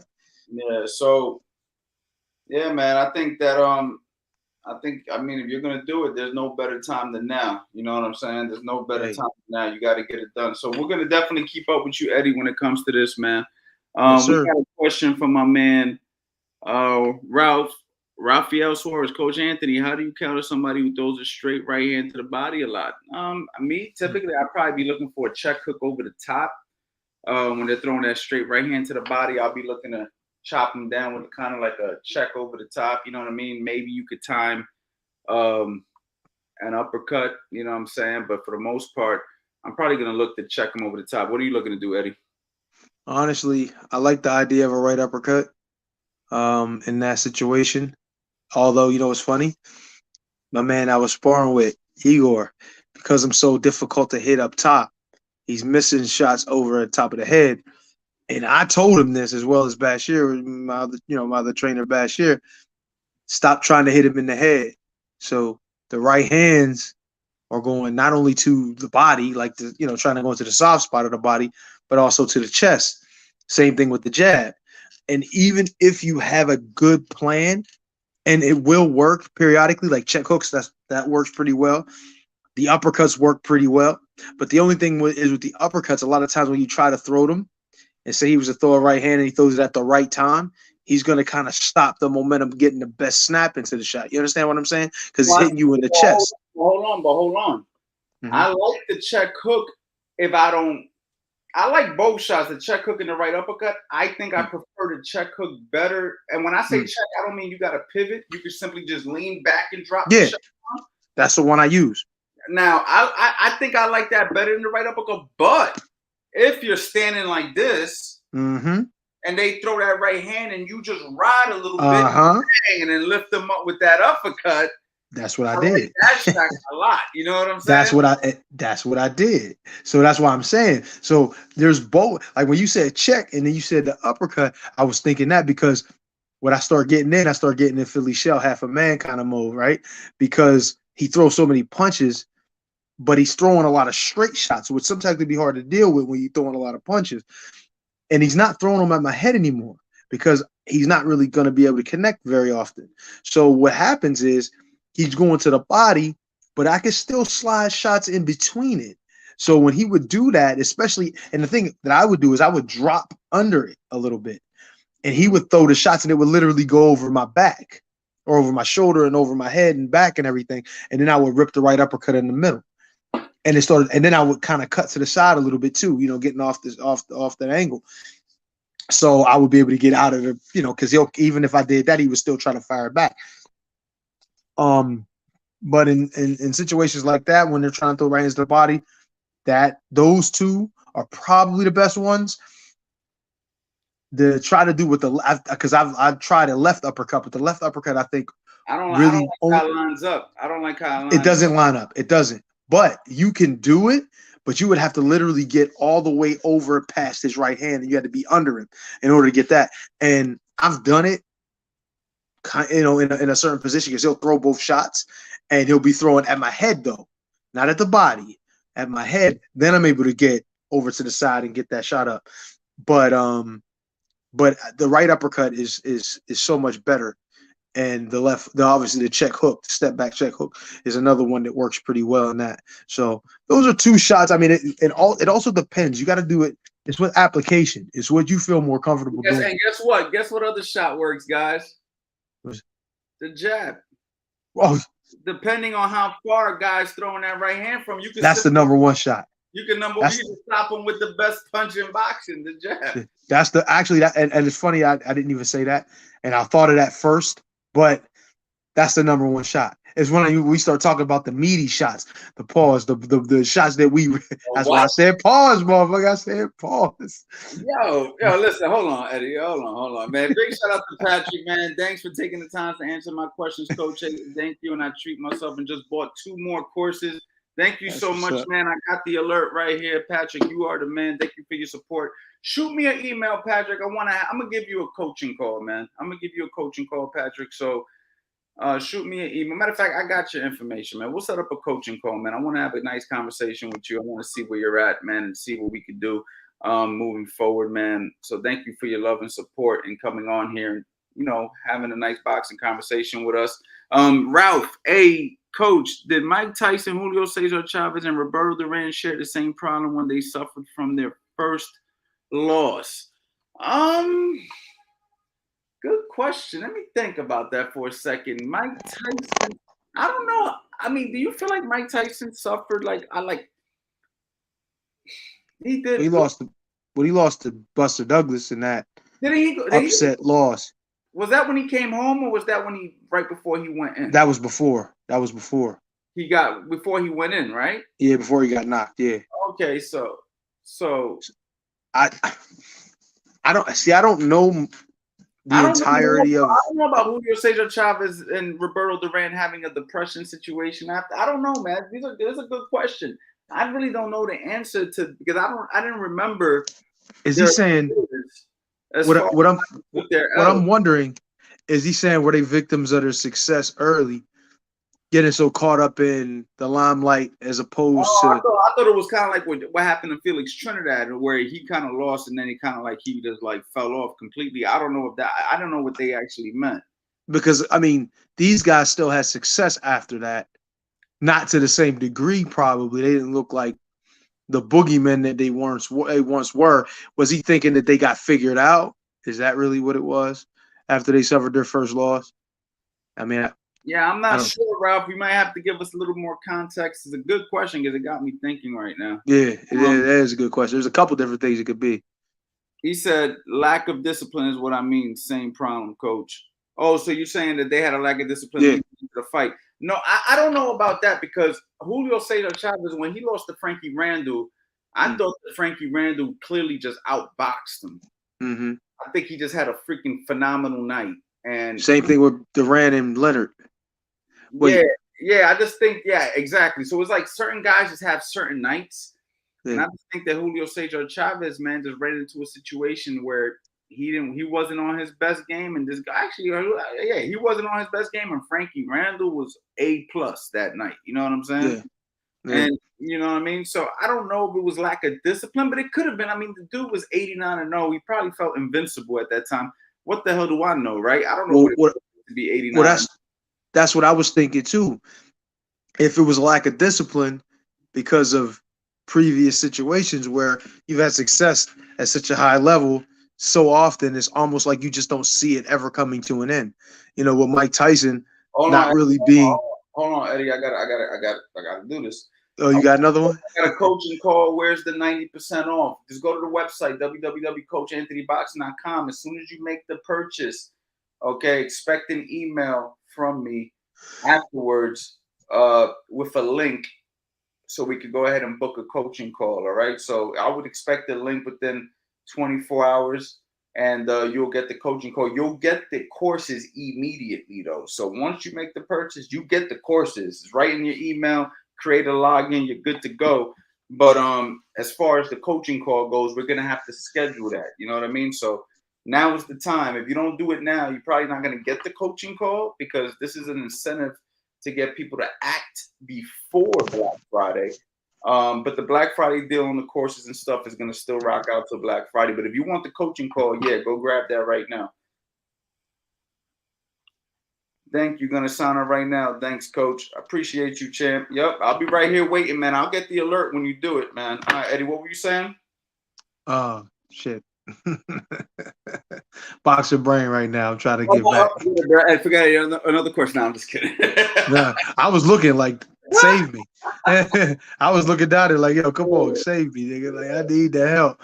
No, what I was saying was, I guess he's saying lack of discipline and with like I said, with them having so much success early, and then all of a sudden running into something that wasn't as easy, and with Mike not being in the shape that he should have been in, not really physically being the best prepared mentally too when it was coming to Buster Douglas. I think I see what he's saying. Could that have been a factor for the other two guys? I mean, possibly, but I don't see the same issue totally with Chavez and Duran. I think those two just ran into a situation where the guy just happened to be a lot better than they expected, and them expecting to be invincible, but then running into something that was like, "Hey, I ain't ready to deal with this," or I'm not capable. I wouldn't be surprised if it was a little bit of lack of discipline, a little bit of overconfidence, a little bit of a little bit of everything. I think all three. Yeah, I think all three because. Look, man, I've seen it at a lower level. I've worked with guys that are good fighters that aren't no damn Roberto Duran. They aren't no damn Mike Tyson, and they are damn sure not no Julio Cesar Chavez. And they were walking around thinking they're freaking Floyd Mayweather, Sugar Ray Leonard, and Ray Robinson mixed in one off of a couple of wins. You know what I'm saying? That's like a fact. I've seen it where it's like, dude, you're good, but dude, you're acting like you made it. You ain't make it yet. You know what I'm saying? So I really made it around the corner. You think and you think you made it across the world. And it's just not Yeah, like that. There's a lot yeah. of guys that way. I've seen it firsthand. I've worked with Yeah. guys like that firsthand. So I can only imagine those guys. You know, I mean, listen, you're starting to beat up everybody. You're winning every fight. You start to believe the hype, man. What did they say? What was the name of that one group? What was they? Don't believe the hype. That one track. Mm-hmm.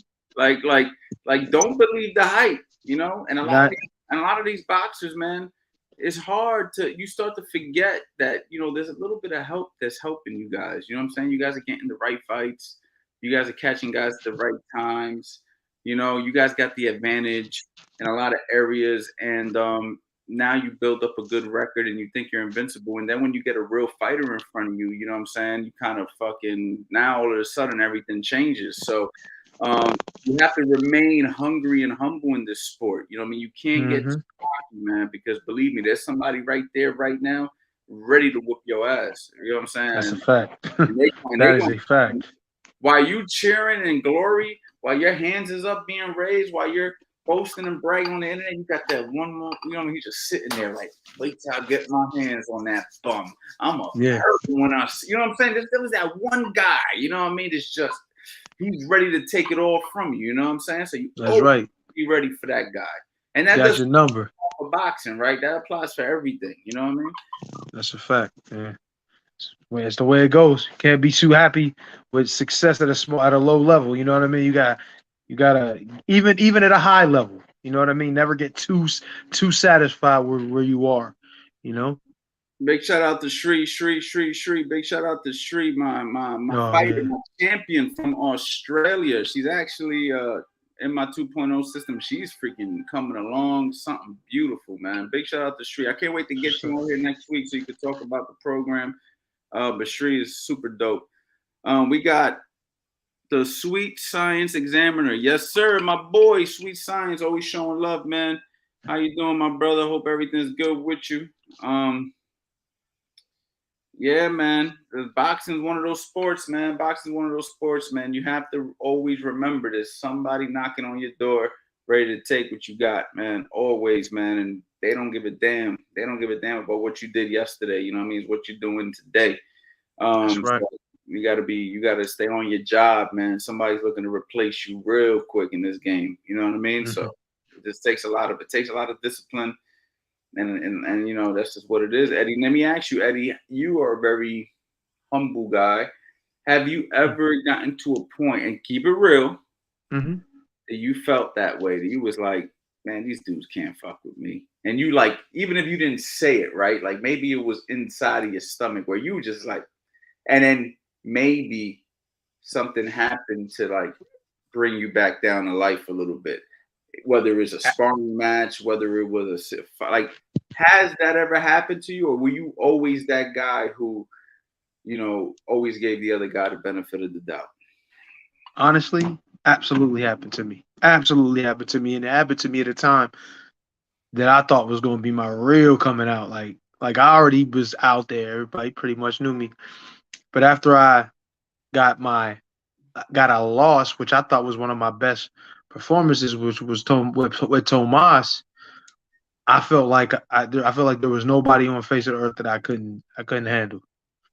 I really believe that, and that was probably at the most confident I've ever been, because I felt great. I felt like I could have got in there and done 50 rounds, and I was like, damn, if I can duplicate that feeling, nobody can beat me, and I really felt that. And so I remember one making a comment, and this was actually me. This is not normally something I would say. When Areola and Stavern fought at one point, I think it was in February of 2013, I think it was. I was like, yo, I think one of them was about to pull out or something like that. I can't remember the situation, but I was like, yo, put me in there. I can beat them both in the same night. I literally said that. Yeah, I know. I was in the middle of recovery, and I had my body my bicep had started to recover. So I was like, yeah, put me in. I can beat them both the same night.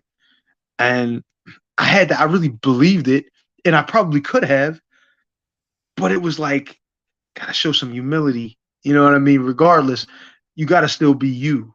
And yeah, I was still me, and I still respected the game, but I just felt I was that much better. I felt like I could really beat anybody. That's how I felt, especially at that moment. And the humbling part came when I had a terrible camp. You know what I mean? I'm not going to use that as an excuse. It's just that a lot of bad things were happening at that time. You know, a lot of financial issues and training issues and things like that. It just didn't, I just wasn't provided with what I needed to win a fight, a professional fight at the right level. You know what I'm saying? Especially when you fighting a guy that's relatively unknown, but he's a good kind of unknown. You know what I'm saying? And it's like shit. You know, I don't know anything about this guy. He was coming from Africa. It was my first fight at cruiser.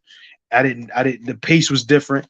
I didn't know what I was getting into. Kid at 175 amateur fights and was a lot better than his record suggested, even though he was only 12-1. So it wasn't like he had a lot of losses, but he got knocked out by a guy who caught him, and he was winning the whole fight. So it's just that way. So I get in there thinking that, I just basically beat a dude that's a former champ with one hand. I can go in there, I can handle this kid with no training. And that was in my mind. That was the way I was feeling at the time.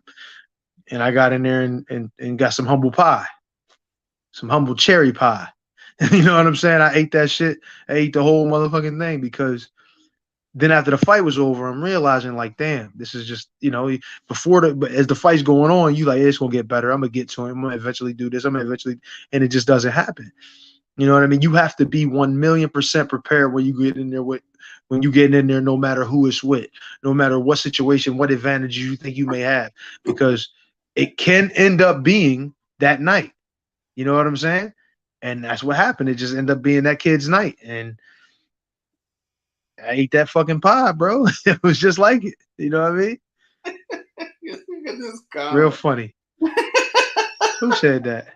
Oh, why? Why did he was just from South Africa. Yo, he was just from South Africa, bro. Yeah, I remember that fight though. When you fought him, There. The way you were fighting suggested that you just underestimated him completely. You were walking right to him. You weren't really like using a jab. You were kind of like sticking your chin out, like playing around. Well, I remember that performance, and I was like, "Oh, nah, Eddie slept on this dude." That was a real example of underestimating a guy. Like you really underestimated him, man. So, hey, man, you got a piece of that South African humble pie. That shit was delicious. Yeah, that shit was delicious. Lesson learned. Listen, man. That's boxing, though.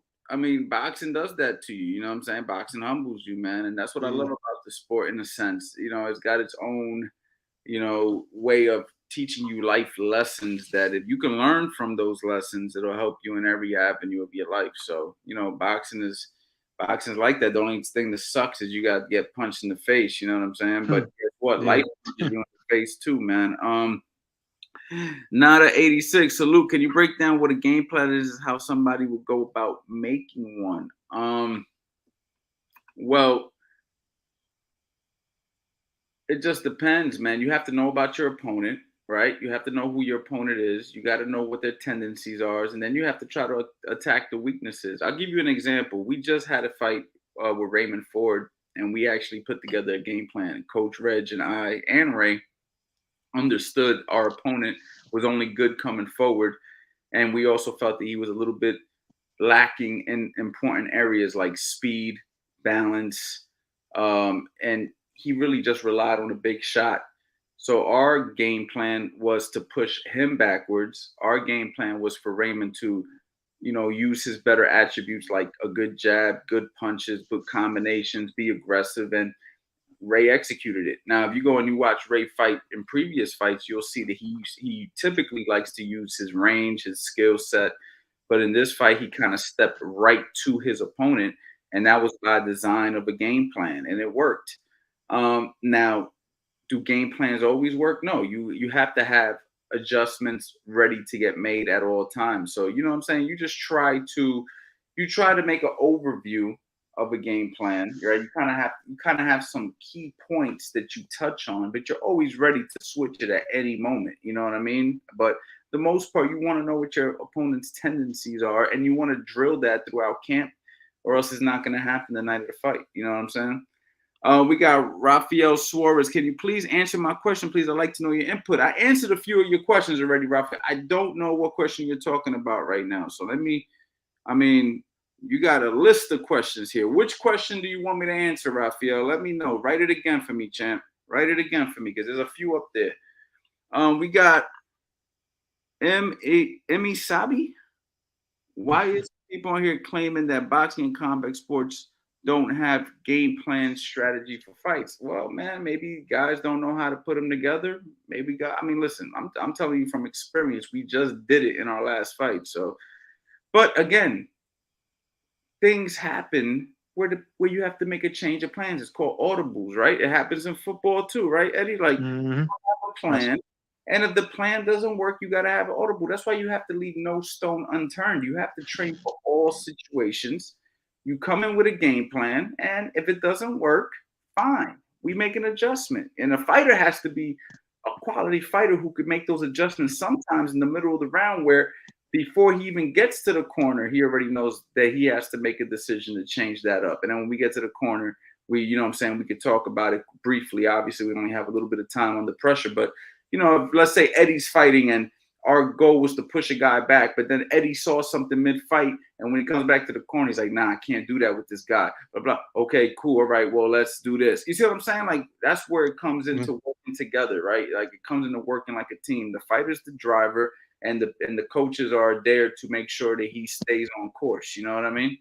Right. Like in the situation where, you remember Floyd used to always say, man, I don't watch video. Man, I don't necessarily go in with game plans, because his plan was always to adjust to the fighter. That doesn't always work for everybody, so you can't necessarily do what he did, but it's like he's going into the fight with the plan of adjusting. He's going into the fight, well, like, I'm gonna fight like I fight, make him adjust to me. If that doesn't work, then I'll adjust. I'll make the move I need to make. I know, Floyd figured I could fight coming forward if the guy's, too good of a boxer. I could fight obviously moving and boxing at range if he's too good of a puncher, or if he's good inside or close. You know what I mean? So he knows he can do either one. So his plan was to just either make them adjust or adjust to them. You know what I mean? It sounds simple. It sounds like, well, really, that's a big deal. But it was literally the way he fought. He wouldn't necessarily – he probably did look at some film. He probably did know the fighters, obviously. And he's going to say that in the media, because he want people to think that he's sleeping. But he's never sleeping. Guys like him know what's going on everywhere. You don't win every fight you've been in not knowing what's in front of you. You understand what I'm saying?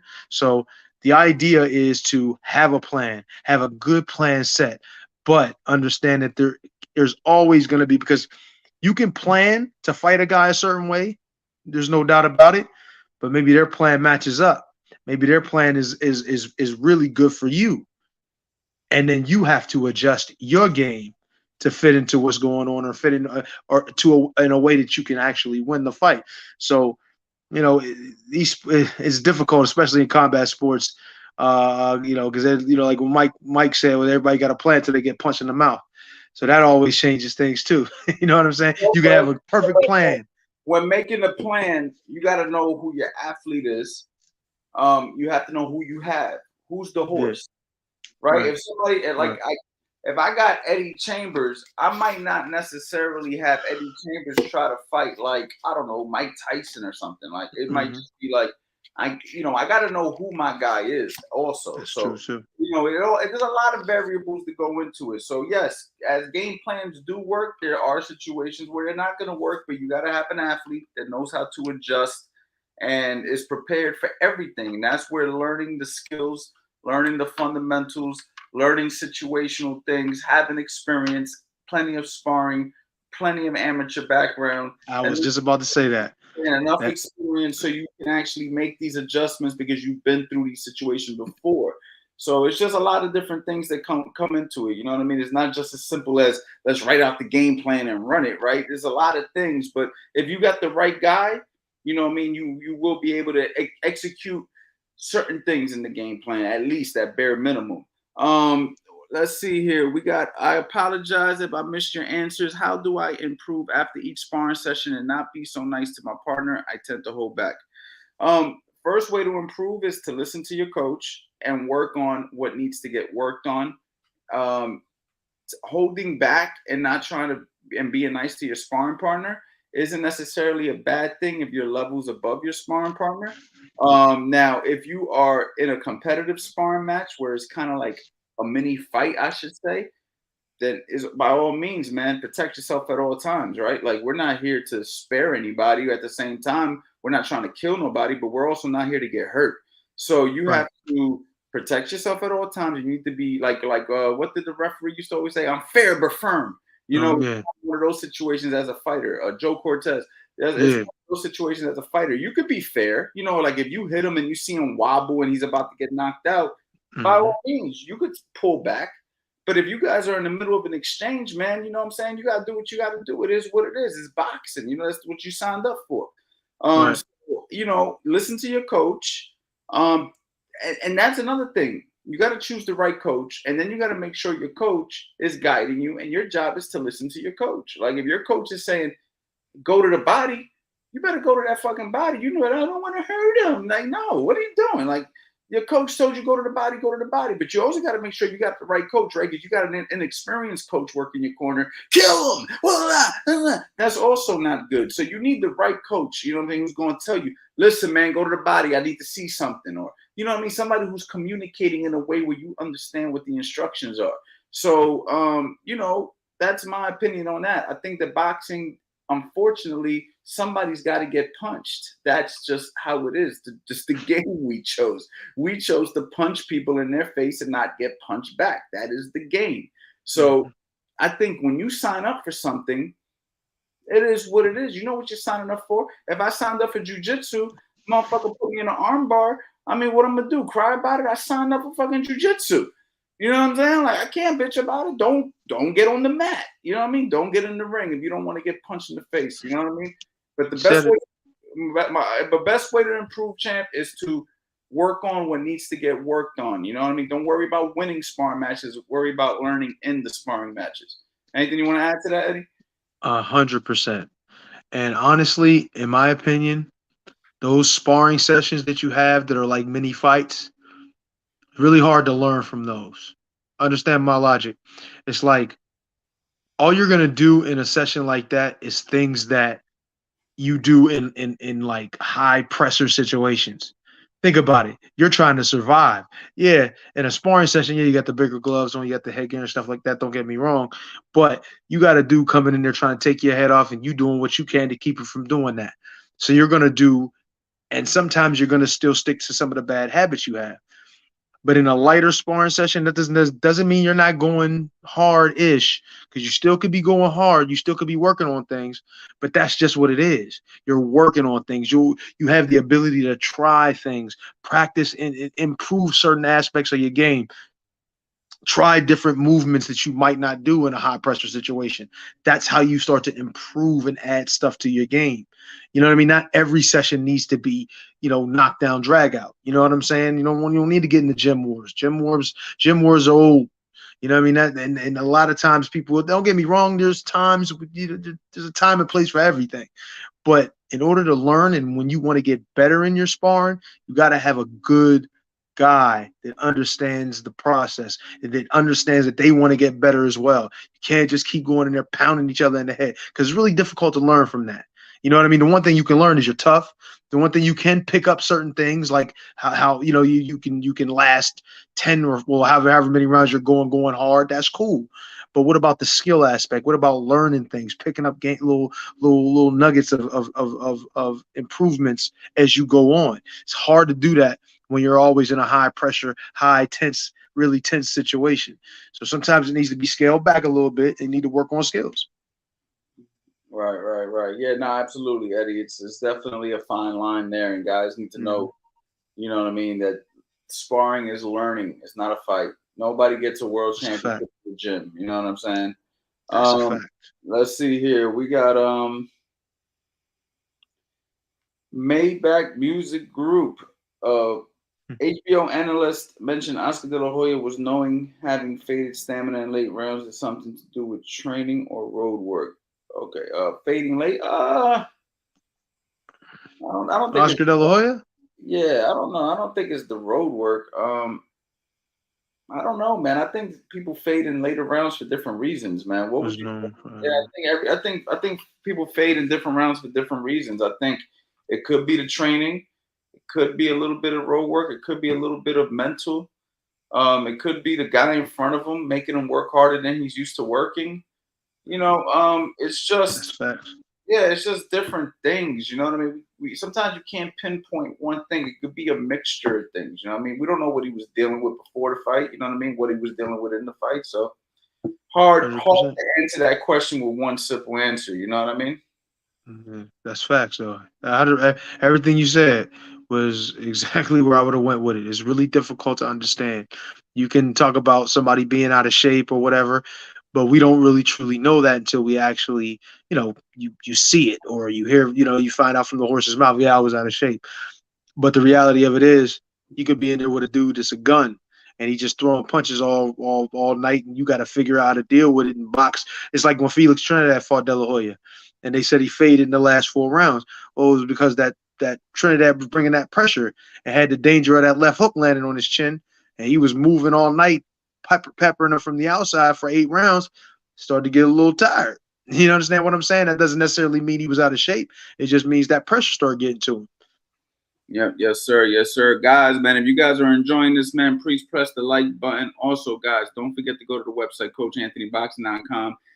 Things like this coming in 2023, guys, just so you know, lives like this with super packed information are going to be done privately in the community. This is going to be done simply for people who are part of the community, the CA boxing community that we put together, with specific people, especially who are part of the 2.0 program. So, I think that if you guys are finding value with this, guys, I mean, you may want to consider doing it now while it's 90% off. Going to the website, getting some of this stuff. Eddie, I'm super excited, man. I got so many plans coming up, man, for the community, for what we got going on, man, that, man, is about to be super lit, super dope, man. We're going to really spread and teach real quality boxing online. It's never been done like this before, I guarantee it. And I think that, man, we're going to take it to a whole nother level, Eddie. So, Yes, sir. I'm super excited about it, guys. If you guys want to get that, you guys already know, www.coachanthonyboxing.com. If you guys have any more questions, we'll be on here for a little bit longer. I'm almost on 2 hours on these lives, Eddie, like 2 hours. This week, I'm going to touch on certain topics. Are you going to be available this week for like a real good conversation, like another one like this, but like more topic based? Oh yeah, I'm here. Okay. All right. You just Perfect. gotta let me know. So we definitely gonna get Eddie back on here this week. Guys, keep the questions coming, man. If not, man, we're gonna end this at 2 hours even. So I'm gonna give somebody an opportunity to ask a really good question before we get up out of here. In the meantime, you know what I'm saying? What else, Eddie? Talk to me. Yeah, man. Boxing game is crazy out here, but we love it. That's why we a part of it. All You know what I right. mean? I ain't gonna lie. I've been more excited about this. Maybe it's because it seems like more of a challenge, but I've been more excited about getting involved in it. Been having a little more fun with it, I guess, now than I did previous. So I guess it's You a had a little long more elective for me now than it was back then. no, you've had a long enough layoff to, miss it. Miss it. You know what I Yeah, mean? So yeah, I'm yeah. hoping. That's everything, man. Anything you do that you really had a passion for or was good at, even if it didn't start as a passion, it just started as something that you had to do. You started to develop an understanding of what it is and how it is to do it, and you respect the sport, you respect whatever it is, whatever the grind is, and I guess I miss kind of being able to, you know, I don't know, just kind of do this only, be just completely soaked in it, get the respect from your peers, be able to train, spar, what I mean, get better, what I mean, be tough. These are all things you don't think about when you're doing it. It's just like, I gotta do this shit again.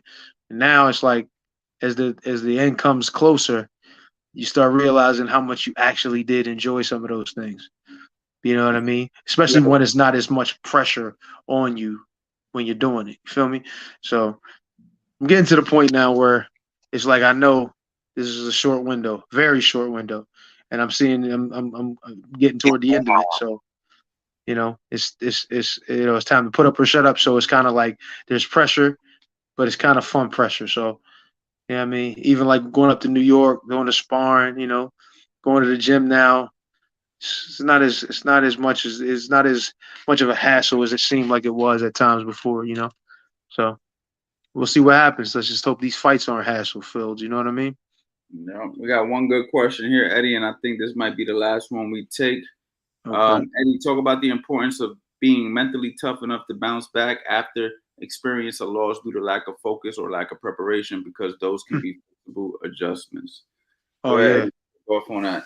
Yeah. That's real. It's like after that fight with Mchunu, the South African. I don't want to seem like I'm being racist anymore, but there was a lack of preparation, not necessarily just based on me not wanting to be focused or not wanting to be involved. There was just, other things that were involved that caused me not to be able to be at my optimum. So, it just kind of threw me off, and it's like I don't want to, use it as an excuse, but it did. It just took me off, and then on top of that, thinking that I'll be able to beat him anyway. Arrogance, there's a little arrogance in it. Even when you're a non-super confident, overconfident dude like I am, there's still a little bit of arrogance that could be creeping up in you. You know what I'm saying? So then when that happens and then you realize that you gotta buckle that shit down. You definitely be confident, but don't be arrogant. You know what I'm saying? And I faced it, and then thank God Peter Fury came and was like, and I went to the camp and I trained with Tyson Fury and Peter, and he was like, listen, man, you're too good to be in the situation that you're in skill wise. You should be able to, you should have all kind of different things. You just need to be around the right people and the right team. And he was a good dude, man. Like that's still one of my favorite dudes in the world.